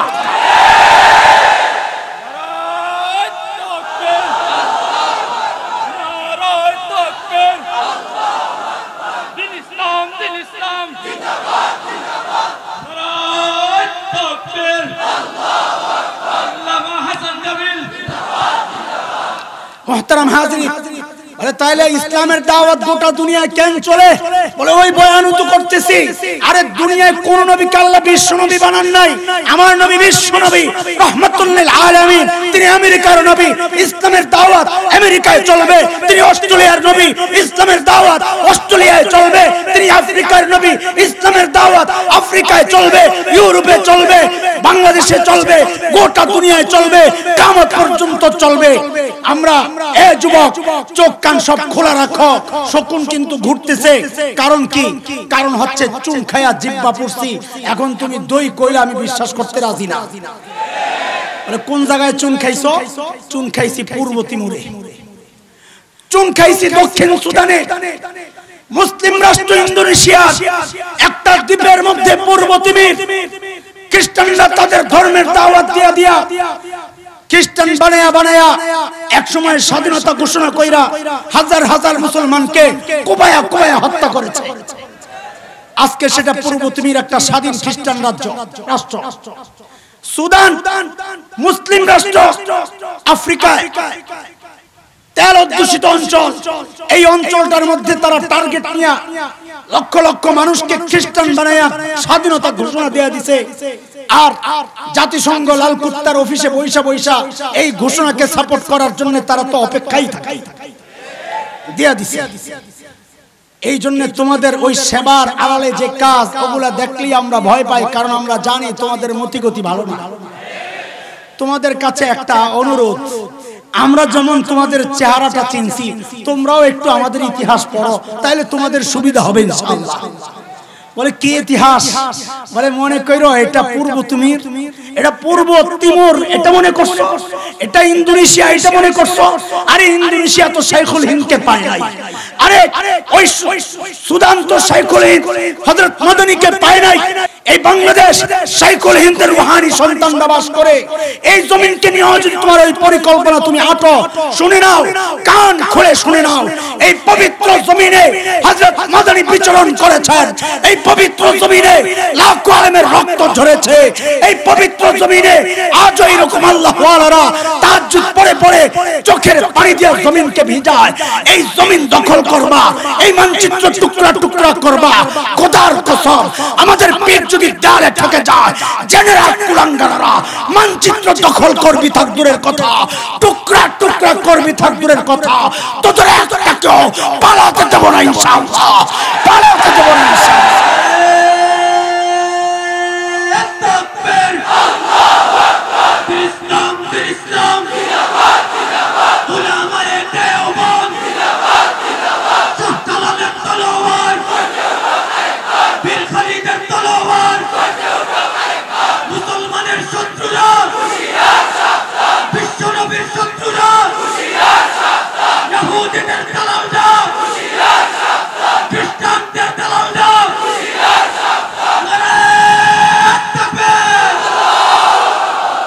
মুহতারাম হাজরিন, বেশি লম্বা হয়ে যাচ্ছে, আমার পয়েন্ট তো রয়ে গেছে দুইটা, তো একটু সংক্ষেপে ঢুকে যাই। আমি আমার নবীর বরকত একটু শোনাইতে চাই। আল্লাহ আমার নবীর সাথে কি বরকত পাঠাইছে। আহা, নবী চিনলা না? হযরতে আমিনা বলেন আমি যখন জমজমের পাশে যাই পানি উঠানোর জন্য, আমি লক্ষ্য করেছি জমজমের পানিগুলো নিচের থেকে উপরের দিকে উঠে যায়। মক্কার মেয়েরা বলে আমিনা তুমি যাও না, একটু দাঁড়ায় থাকো, তুমি চলে গেলে তো পানি নিচে যায়, আমাদের পানি উঠাইতে কষ্ট হয়। হযরতে হালিমাতুস সাদিয়া রাদিয়াল্লাহু আনহা, এ মুসলমান আমি আমার দ্বিতীয় পয়েন্টে দ্রুত ঢুকতেছি, একটু খেয়াল করো। হযরতে হালিমা বলেন আমি যখন তায়েফ থেকে রওনা করেছি, আমার বাহন তো দুর্বল, গরিব মানুষ, সবার বাহন আগে আগে চলে যায়, আমারটা পেছনে পেছনে। মক্কায় যখন পৌঁছি যায় দেখি সব ধনী ঘরের ছেলেগুলো বাট হয়ে গেছে, একটা বাচ্চাই শুধু রয়ে গেছে, এতিম বাচ্চা, তারে কেউ নেয় না, বাপ নাই, খরচ চালাবে কে? হযরতে হালিমা বলেন আমি আমার স্বামীকে যায়া বললাম খালি হাতে যাওয়ার চেয়ে ওই এতিম বাচ্চাটারে নিয়ে নেই। কপাল যে খুলছে, আসল কথা ওইটা। হযরতে হালিমা বলেন আমি যখন আমার বোন আমিনার ঘরে গেলাম, আরে বাচ্চাটার মুখের দিকে তাকায়া আর চোখ ফিরাইতে পারি না, আরে কি চাঁদের টুকরা আল্লাহ বানাইছে। বলে দ্রুত যায়া বাচ্চাটারে বুকের সাথে জড়াইয়া নিলাম। বলে যেই না বুকের সাথে জড়াইছি, অমনি মনে হইল যেন বাচ্চাটা আমার বুকের সাথে আঠার মতো লেগে গেছে, আর ছুটাইতে পারি না। স্বামীকে যায়া বললাম টাকা পয়সা লাগবে না, মনে হয় যেন বড় একটা নিয়ামত পেয়ে গেছি, চলেন। এ মুসলমান মনোযোগ দিয়ে কথাটা শুনো, আমার দ্বিতীয় পয়েন্টের কথা। হযরতে হালিমা বলেন আমি যখন আমার বাহনের মধ্যে আমার বাচ্চারে, আমার কুরাইশি সন্তানকে যখন বুকের মধ্যে নিয়ে আমার বাহনে যায় বসলাম, আমার স্বামী যায় আমার সামনে উঠলো, অমনি বাহনটা বসে একদম চুপ হয়ে গেছে, লড়ে চড়ে না। বলে গুতা দেই, লড়ে চড়ে না। হযরতে হালিমা বলেন আমার একটু একটু সন্দেহ হইতেছিল, আগের থেকেই মনে হইতেছিল যেই মেহমান সাথে নিয়েছি এই মেহমান কিন্তু জেন্তেন মেহমান না। আমার স্বামীকে বললাম দেখি আপনি একটু নাইমা দাঁড়ান তো। যেই না আমার স্বামী বাহন থেকে নেমে দাঁড়ালো, অমনি বাহনটা লাফ দিয়ে উঠে গেল। আমার স্বামীকে বললাম দেখি আপনি আবার একটু উঠেন। আমার স্বামী আবার একটু উঠলেন, যেই না উঠছেন বাহন আবার ঠাস করে বসে পড়ছে। আমি যা বুঝার বুঝে গেছি। আমার স্বামীকে বললাম বুঝছি আমি, আপনি পিঠ দিয়া বসলে এই বাহন কোনোদিন আর উঠবে না, আপনি দয়া করে পিছনে যায়া বসেন। হযরতে হালিমা বলেন যেই না আমার স্বামী বাহন থেকে নেমে আমাদের পিছনে যায় বসলো, অমনি বাহনটা লাফ দিয়া দাঁড়ায় এখন সবার আগে আগে দৌড়ায়। আরে মুসলমান খেয়াল করো, খেয়াল করো, আল্লাহ তার শিশু বন্ধুকে, এখন নবুয়তের সময় হয় নাই, বহু লম্বা টাইম বাকি, এই শিশু বন্ধুকে আল্লাহ কি ইজ্জত দিয়েছেন, নিজের আপন দুধ বাবাকেও পর্যন্ত পিঠ দিয়া বসতে দেন নাই আল্লাহ। বলে না আমার নবীকে পিঠ দিয়ে বসা যাবে না, পিছনে যায় বসো। অথচ দুর্ভাগ্য আর হতাশার কথা, আল্লাহর নবী মুহাম্মদুর রাসূলুল্লাহর ইজ্জত দিয়ে তোমার এই জমিনে কুলাঙ্গাররা কথা বলে, তুমি মুখের মধ্যে কষ্টিপ লাগায়া তুমি খালি মিলাদুন নবী উদযাপন করো আর জিলাপি খাও, কিন্তু নবীর ইজ্জত রক্ষায় জীবন দেওয়ার জন্য তোমাকে পাওয়া যায় না। এটা বড় কঠিন কথা।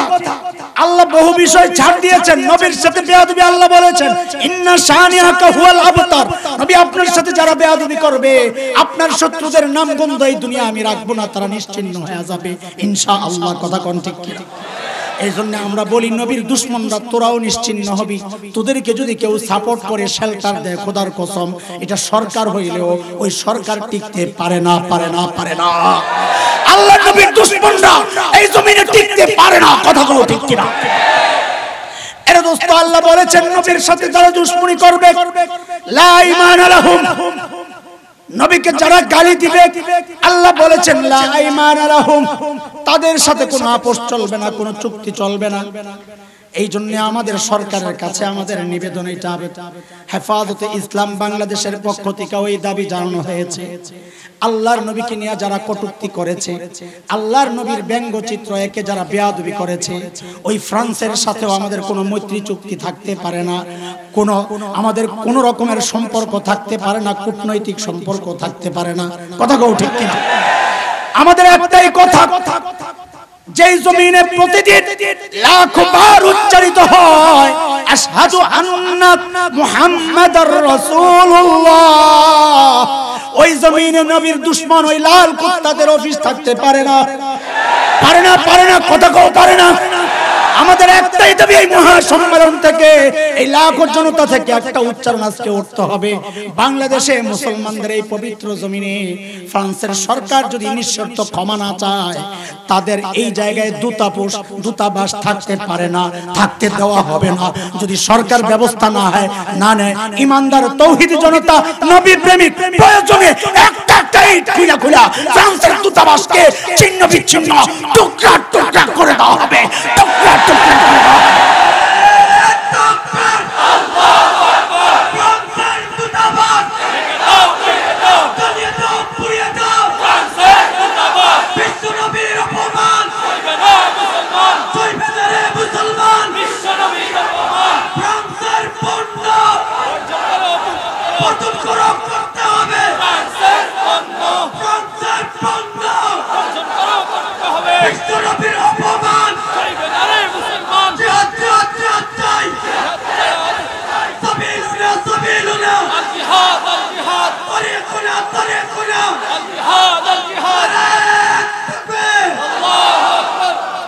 জিহাদ করে মরতে চাই, বাঁচলে আর জিহাদ করে কি বলে? জিহাদ জিহাদ জিহাদ চাই, হ্যাঁ স্লোগান পাল্টাইতে হবে, বলো জিহাদ জিহাদ জিহাদ চাই, খালি বাঁচার ধান্দা না, এই জিহাদ করবা তোমরা না, মরতে চাই, হ্যাঁ মরলেই তো শহীদ। হযরতে হালিমাতুস সাদিয়া, আমি দ্বিতীয় পয়েন্ট শেষ করছি, তাড়াতাড়ি আগাইতেছি, কারণ তোমরা কার লাগে অপেক্ষা করতে আমি এটা বুঝতেছি ভালো করে। নিয়ে আসো ভাই, নিয়ে আসো। হযরতে হালিমাতুস সাদিয়া বলেন, আমার বাহন আগেরটাই, কোনটা? যেটা সবার পিছনে পিছনে আসছে, এই বাহন এখন সবার আগে আগে দৌড়ায়। তায়েফের মেয়েরা বলে, হালিমা এটারে কি খাওয়াইছো, কি ইনজেকশন দিয়া দিলা? হযরতে হালিমা বলেন, না বাহন তো আগেরটাই, কিচ্ছু খাওয়াই নাই, এটা বাহনের কোনো বরকত না, এটা আমার মেহমানের বরকত। হযরতে হালিমার বকরিগুলা যখন ময়দানে যায়, যখন ময়দান থেকে ফেরত আসে, সবাই লক্ষ্য করলো ওলানগুলা দুধে ভরা। তায়েফের মেয়েরা জিজ্ঞেস করে, হালিমা তোমার বকরি দুধ খায় কোন জায়গায়, একটু দেখায়া দাও না। ওই যে আমরা মোটা তাজা পোলাপাইন দেখলে বলি, এই তোর বাপে কোন দোকানের চাইল খাওয়ায় রে? হ্যাঁ হ্যাঁ, হালিমা তোমার বকরি কোন জায়গায় ঘাস খায়, একটু দেখায়া দাও। হযরতে হালিমা বলেন, না না না, এটা বকরির কোনো বরকত না, এটা ঘাসেরও কোনো বরকত না, এটা আমার কুরাইশি মেহমানের বরকত।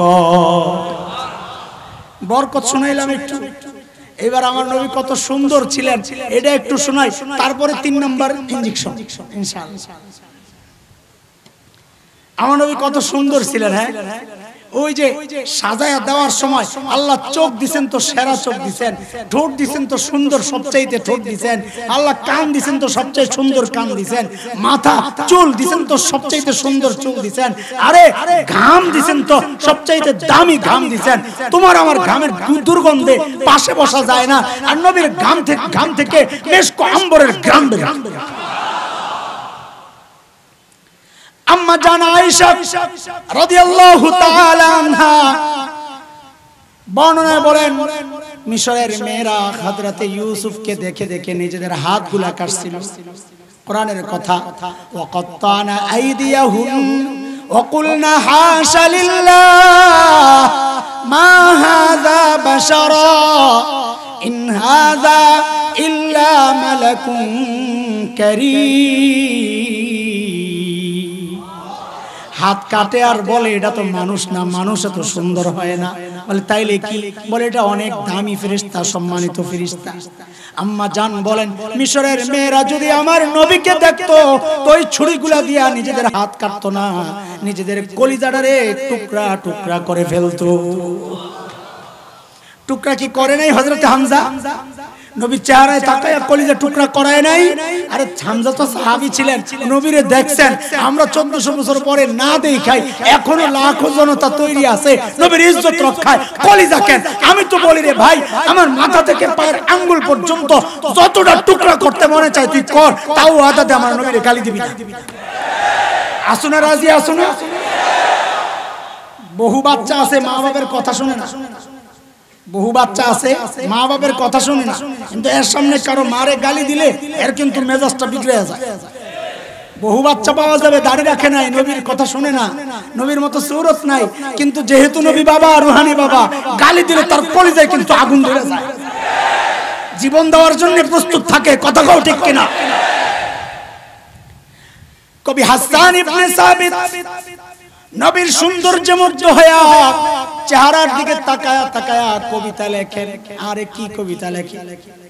কবি হাসান ইবনে সাবিত লেখেন ওয়া আহসানু মিনকা লাম তারা কাত্তু আইনি ওয়া আজমালু মিনকা লাম তালিদিন নিসা খুলিকতা মুবাররাআন মিন কুল্লি আইবিন কাআন্নাকা কদ খুলিকতা কামা তাশা।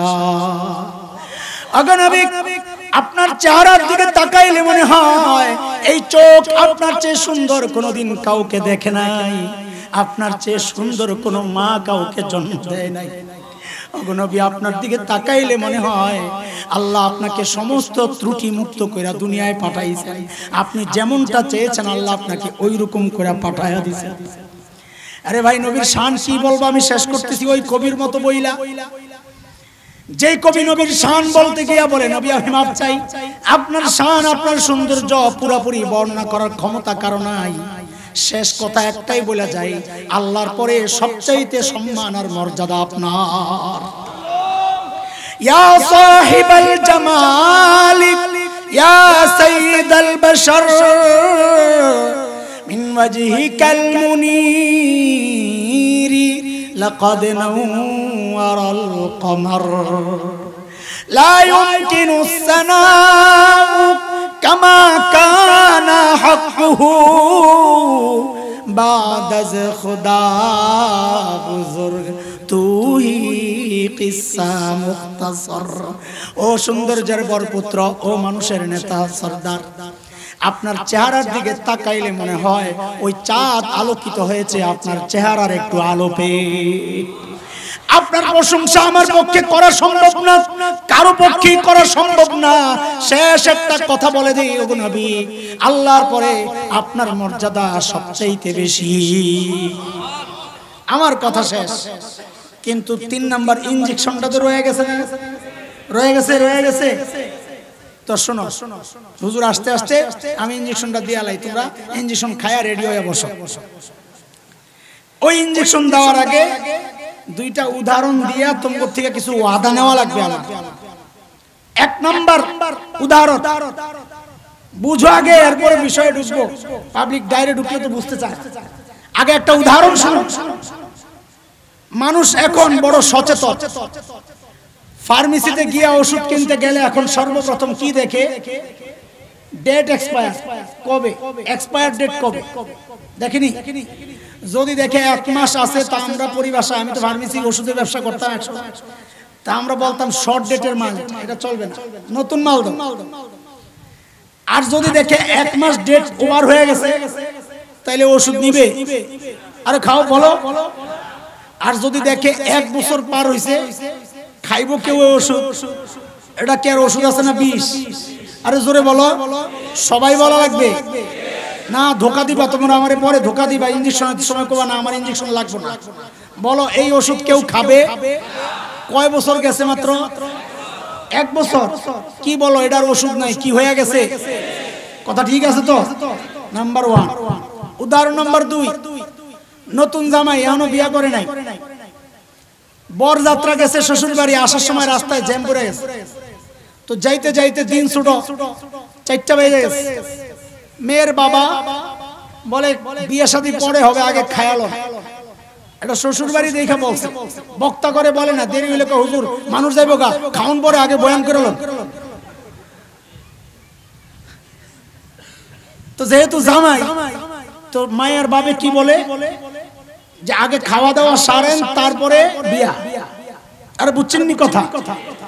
তো জামাইয়ের সামনে বিশাল এক ডিশ দিছে, ডিশ আস্তা মুরগি, আস্তা খাসি, পোলাও, কুরমা, শিক কাবাব, জালি কাবাব, বড়ি কাবাব, টিক্কা, এটা সেটা দিয়ে মানে পুরা স্পেশাল সবচাইতে ভালো ভালো খাবারগুলো এখানে জমা করছে জামাই বাবু। মানুষ সবচেয়ে বেশি আদর পায় কোন জায়গায়? শ্বশুর বাড়ির জন্য বলে জামাই আদর। সবচেয়ে বেশি আদর করে কে? পিড়াই এত গাড্ডি এমনই পোল্টি মারো, জালেম কোথাকার। সবচেয়ে বেশি আদর করেন মা, আর সবচেয়ে বেশি আদর দেখান শাশুড়ি। গাদা কোন জায়গায় কোনটা বলবো এটাও বুঝে না। বল আমার সাথে আবার তওবা করে, সবচেয়ে বেশি আদর করেন কে? সবচেয়ে বেশি আদর দেখায় কে? তারপরও শর্ত আছে, যদি যৌতুক না নাও তাহলে দেখানো বা। জামাইয়ের সামনে বিশাল ডিশ, কিন্তু আল্লাহর বান্দার এই জায়গায় মনোযোগ নাই। এ পোলাপান মনোযোগ দে, আমার শেষ ইনজেকশন। এই জায়গায় জামাইয়ের মনোযোগ নাই। কোন জায়গায়? ডেকোরেটরের পক্ষ থেকে ওই সাইডে একটা টুকরি রাখা হয়েছে।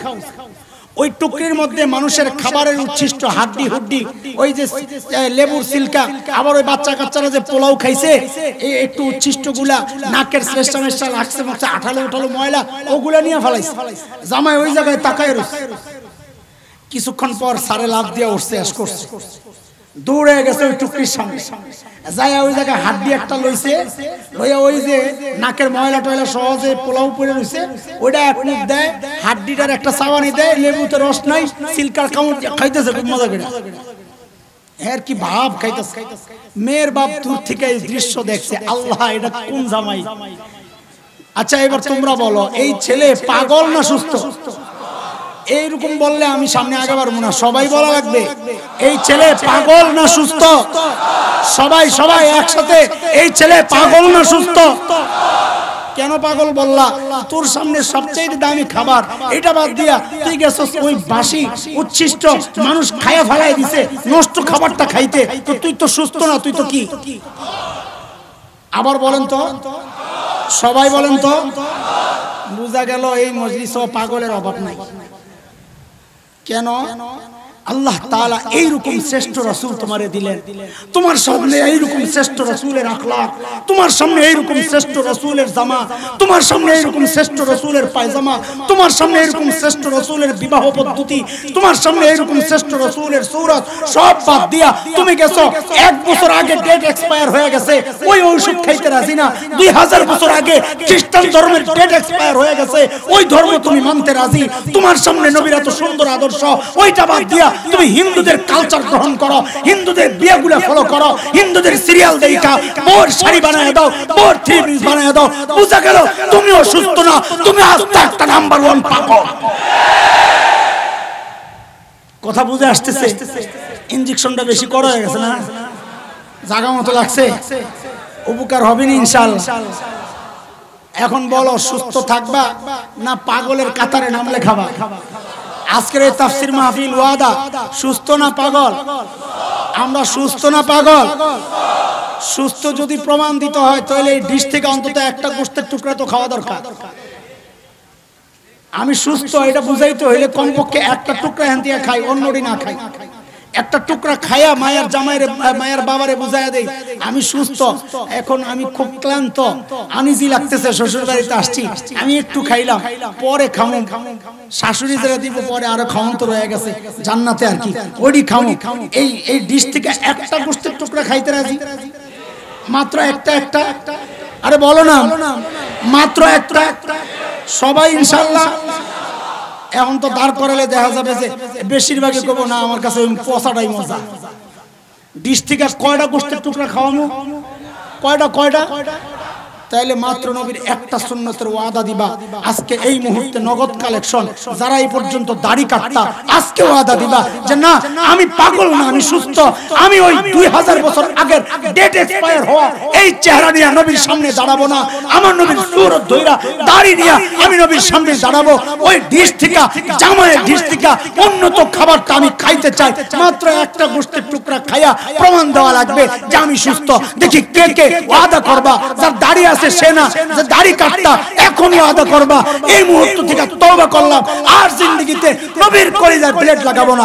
দাঁড়াও দেখি আল্লাহু আকবার, দাঁড়াও হাত তুলবা না, দাঁড়াও দাঁড়াও দাঁড়াও মাশাআল্লাহ, দাঁড়াও আরো দাঁড়াও, আল্লাহু আকবার আল্লাহু আকবার, দাঁড়াও আল্লাহু আকবার, আল্লাহ কবুল করে দাঁড়াও, দাঁড়ায় থাকো দাঁড়ায় থাকো,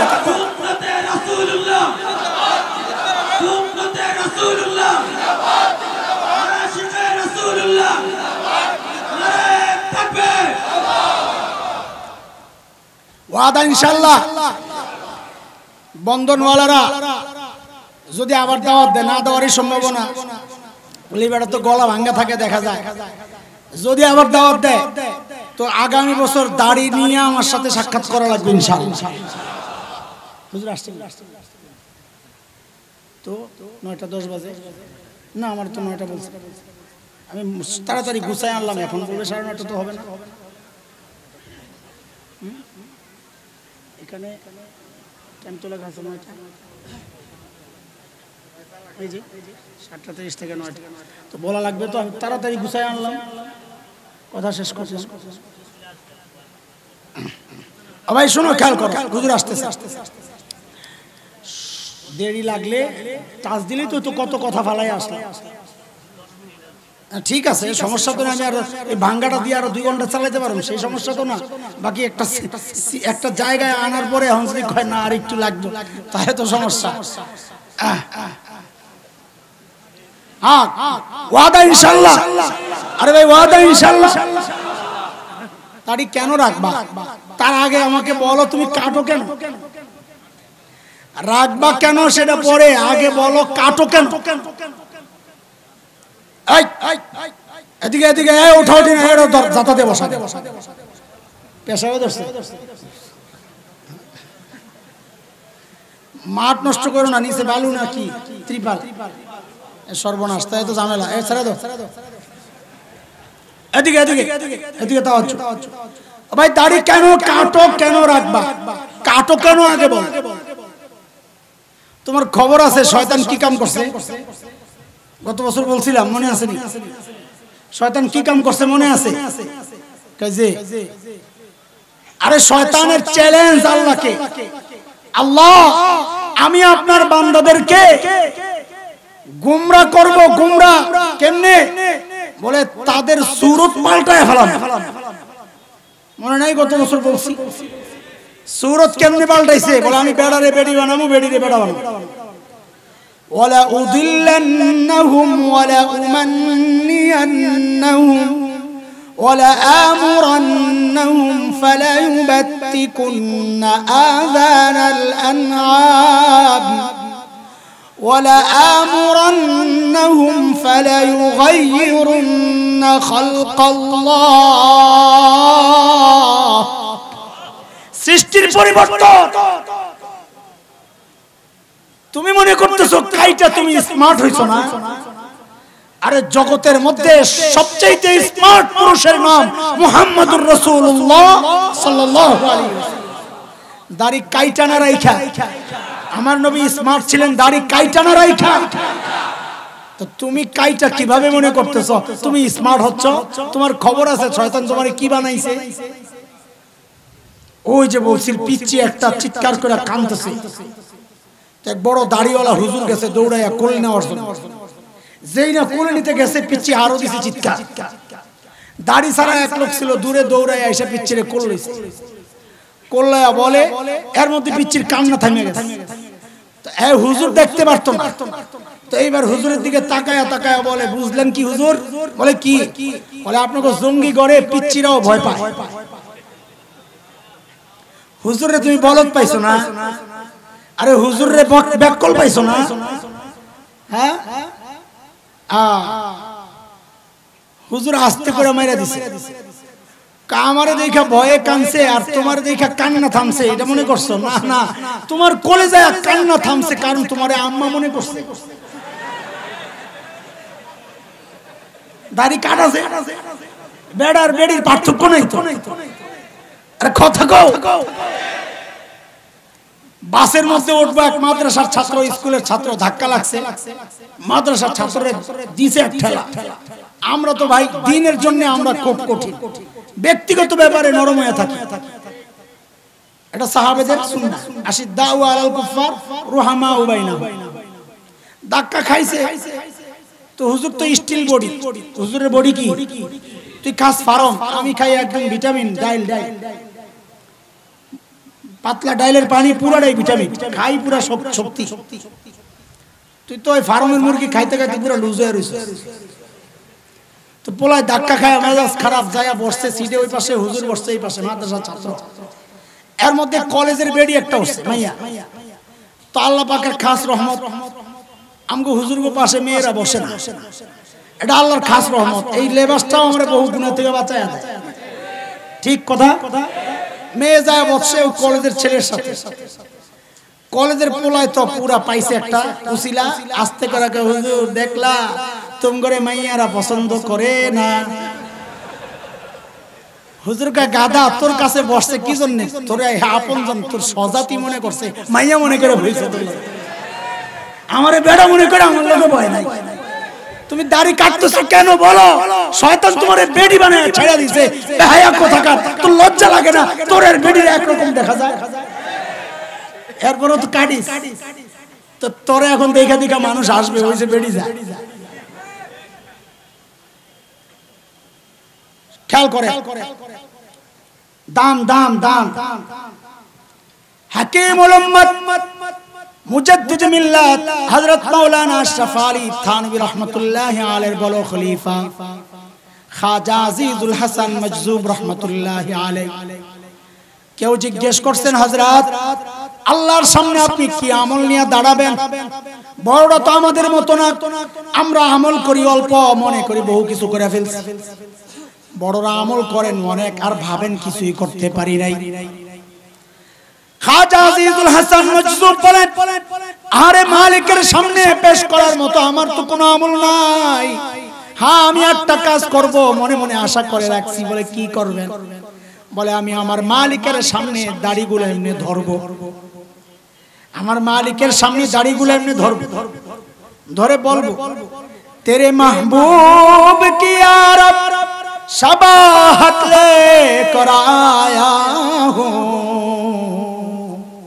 हकीकत तो इसको कर दे, मैं सूरत लेकर आया हूँ। ओगो मालिक, আমার কোনো আমল তো নাই তোমার সামনে পেশ করার মতো। হ্যাঁ, আমি তোমার হাবিবের সুরতটা ধইরা তোমার কাছে আসছি। আমি জানি তোমার হাবিবেরটা আসল, আমারটা নকল। আল্লাহ তুমি আমারটারে আসল হিসাবে কবুল ও মঞ্জুর করে নাও। এরে দোস্ত, এই সূরতের কত দাম তুমি জানো নি? এই সূরতের কত দাম তুমি জানো? এক মায়ের কাছে মৃত্যু সন্তানের ছবি, মা ছবিটারে গালে লাগায়, ঠোঁটে লাগায়, কপালে চুন খায়, কারে হারে আমার কলিজার টুকরা। বলো তো এই ছবির মধ্যে গোশত আসেনি 2 কেজি, হাড্ডি আসেনি, কিচ্ছু নাই। একজন আইসা বলে, এই ছবিটা নিয়ে তুমি এমন কেন করতেছো? ছবিটারে পুরো পুরো। মা জবাব দেন, না, আমার কলিজার ধনের ছবি, আমি পড়তে রাজি না, আমি পড়তে পারবো না। এটা আমার কলিজার টুকরার ছবি। এরে দোস্ত, সন্তানের মতো দেখতে, শুধু একটু গোশত নাই, হাড্ডিও নাই, কিচ্ছু নাই, তাই মা এই ছবি পড়তে রাজি না। মা তার সন্তানকে যতটা মহব্বত করে, আল্লাহ তার নবীকে তার চেয়ে 1000 কোটি গুণ বেশি মহব্বত করেন। মা যদি সন্তানের মহব্বতের কারণে এই ছবিটা পড়তে রাজি না হয়, আমরা এই দাড়িওয়ালারা আশাবাদী, ইনশাআল্লাহ ইনশাআল্লাহ আল্লাহ তার হাবিবের মহব্বতের কারণে হাবিবের সুরতওয়ালাদেরকেও জাহান্নামের আগুনে পোড়াবেন না, ইনশাআল্লাহ ইনশাআল্লাহ। আরে দোস্ত, তোমার কি একটু মন চায় না তোমার মুখটা নবীর মতো হোক? মনে চায় না? সাহাবীদের হালত কেমন ছিল? এক হাবশি সাহাবী, হাবশি নিগ্রো, যাদের চুল তো শক্ত, কোকড়ানো না, শক্ত, আশ্রানো যায় না, এদিক সেদিক নেওয়া যায় না, যা আছে তাই। এখন ওই সাহাবীর দিলে বড় আফসোস, আরে আমার নবীর মাঝখান দিয়া সীতা, দুই পাশে নবী চুলকে হেলায়া দিতেন, দুই পাশে মাঝখানে সীতা। সাহাবীর আফসোস, আমার নবীর মাথার মতো আমার মাথাটা কেন হইল না, কেন আমার মাঝখান দিয়া ফাঁক হয় না? যায়া কি করছে, লোহা একটা গরম করছে, লোহা গরম টক টক লাল, আস্তে করে লোহাটাই না ঠিক মাথা বরাবর এরকম লাগাইয়া দিছে, পুইরা একদম চুল চামড়া পুইরা মাঝখানে ফাঁক হয়ে গেছে। সঙ্গীরা জিজ্ঞেস করে, রে পাগল তুই কি করলি, এটা ব্যথা পাস নাই? বলে ব্যথা তো পাইছি এই জায়গায়, কিন্তু কলিজার ব্যথা আমার নবীর মতো আমার মাথাটা কেন হইল না, ওই ব্যথা এখন আর নাই, আমার নবীর মতো আমারও মাঝখান দিয়া ফাঁক হয়ে গেছে। তোমার কি মনে চায় না একটু এই চেহারাটা নবীর মতো বানাইতে? এই মুখটা তুমি কল্লা দিতে রাজি? এই নবীর জন্য কে কে কল্লা দিতে রাজি রে দেখি? হাত নামা তাড়াতাড়ি, হুজুর আসতেছে। আর এখন স্লোগান দিচ্ছে, আমি এই জন্য উড়াই নাই। হাত নামা, কল্লা দিতে পুরাটা, কল্লা দিলে কি এর দূর থাকবো না? পুরাটা পুরাটা দিতে রাজি। আমি আপাতত পুরাটা চাই নাই, খালি সামনের অংশটা চাইছি, নবীরে দিয়ালা, নবীর যা যা আছে এটার মধ্যে আর হাত দিবে না, ইনশাআল্লাহ। রাজি আছি ইনশাআল্লাহ? আর স্লোগান দাও, হুজুর আসছে, প্রধান বক্তার আগমন, ওই যে যেমনে কইছি ঈসা আলাইহিস সালাম যেমনে কইছে, এবার স্লোগান দাও, আসসালামু আলাইকুম ওয়া রাহমাতুল্লাহি ওয়া বারাকাতুহু।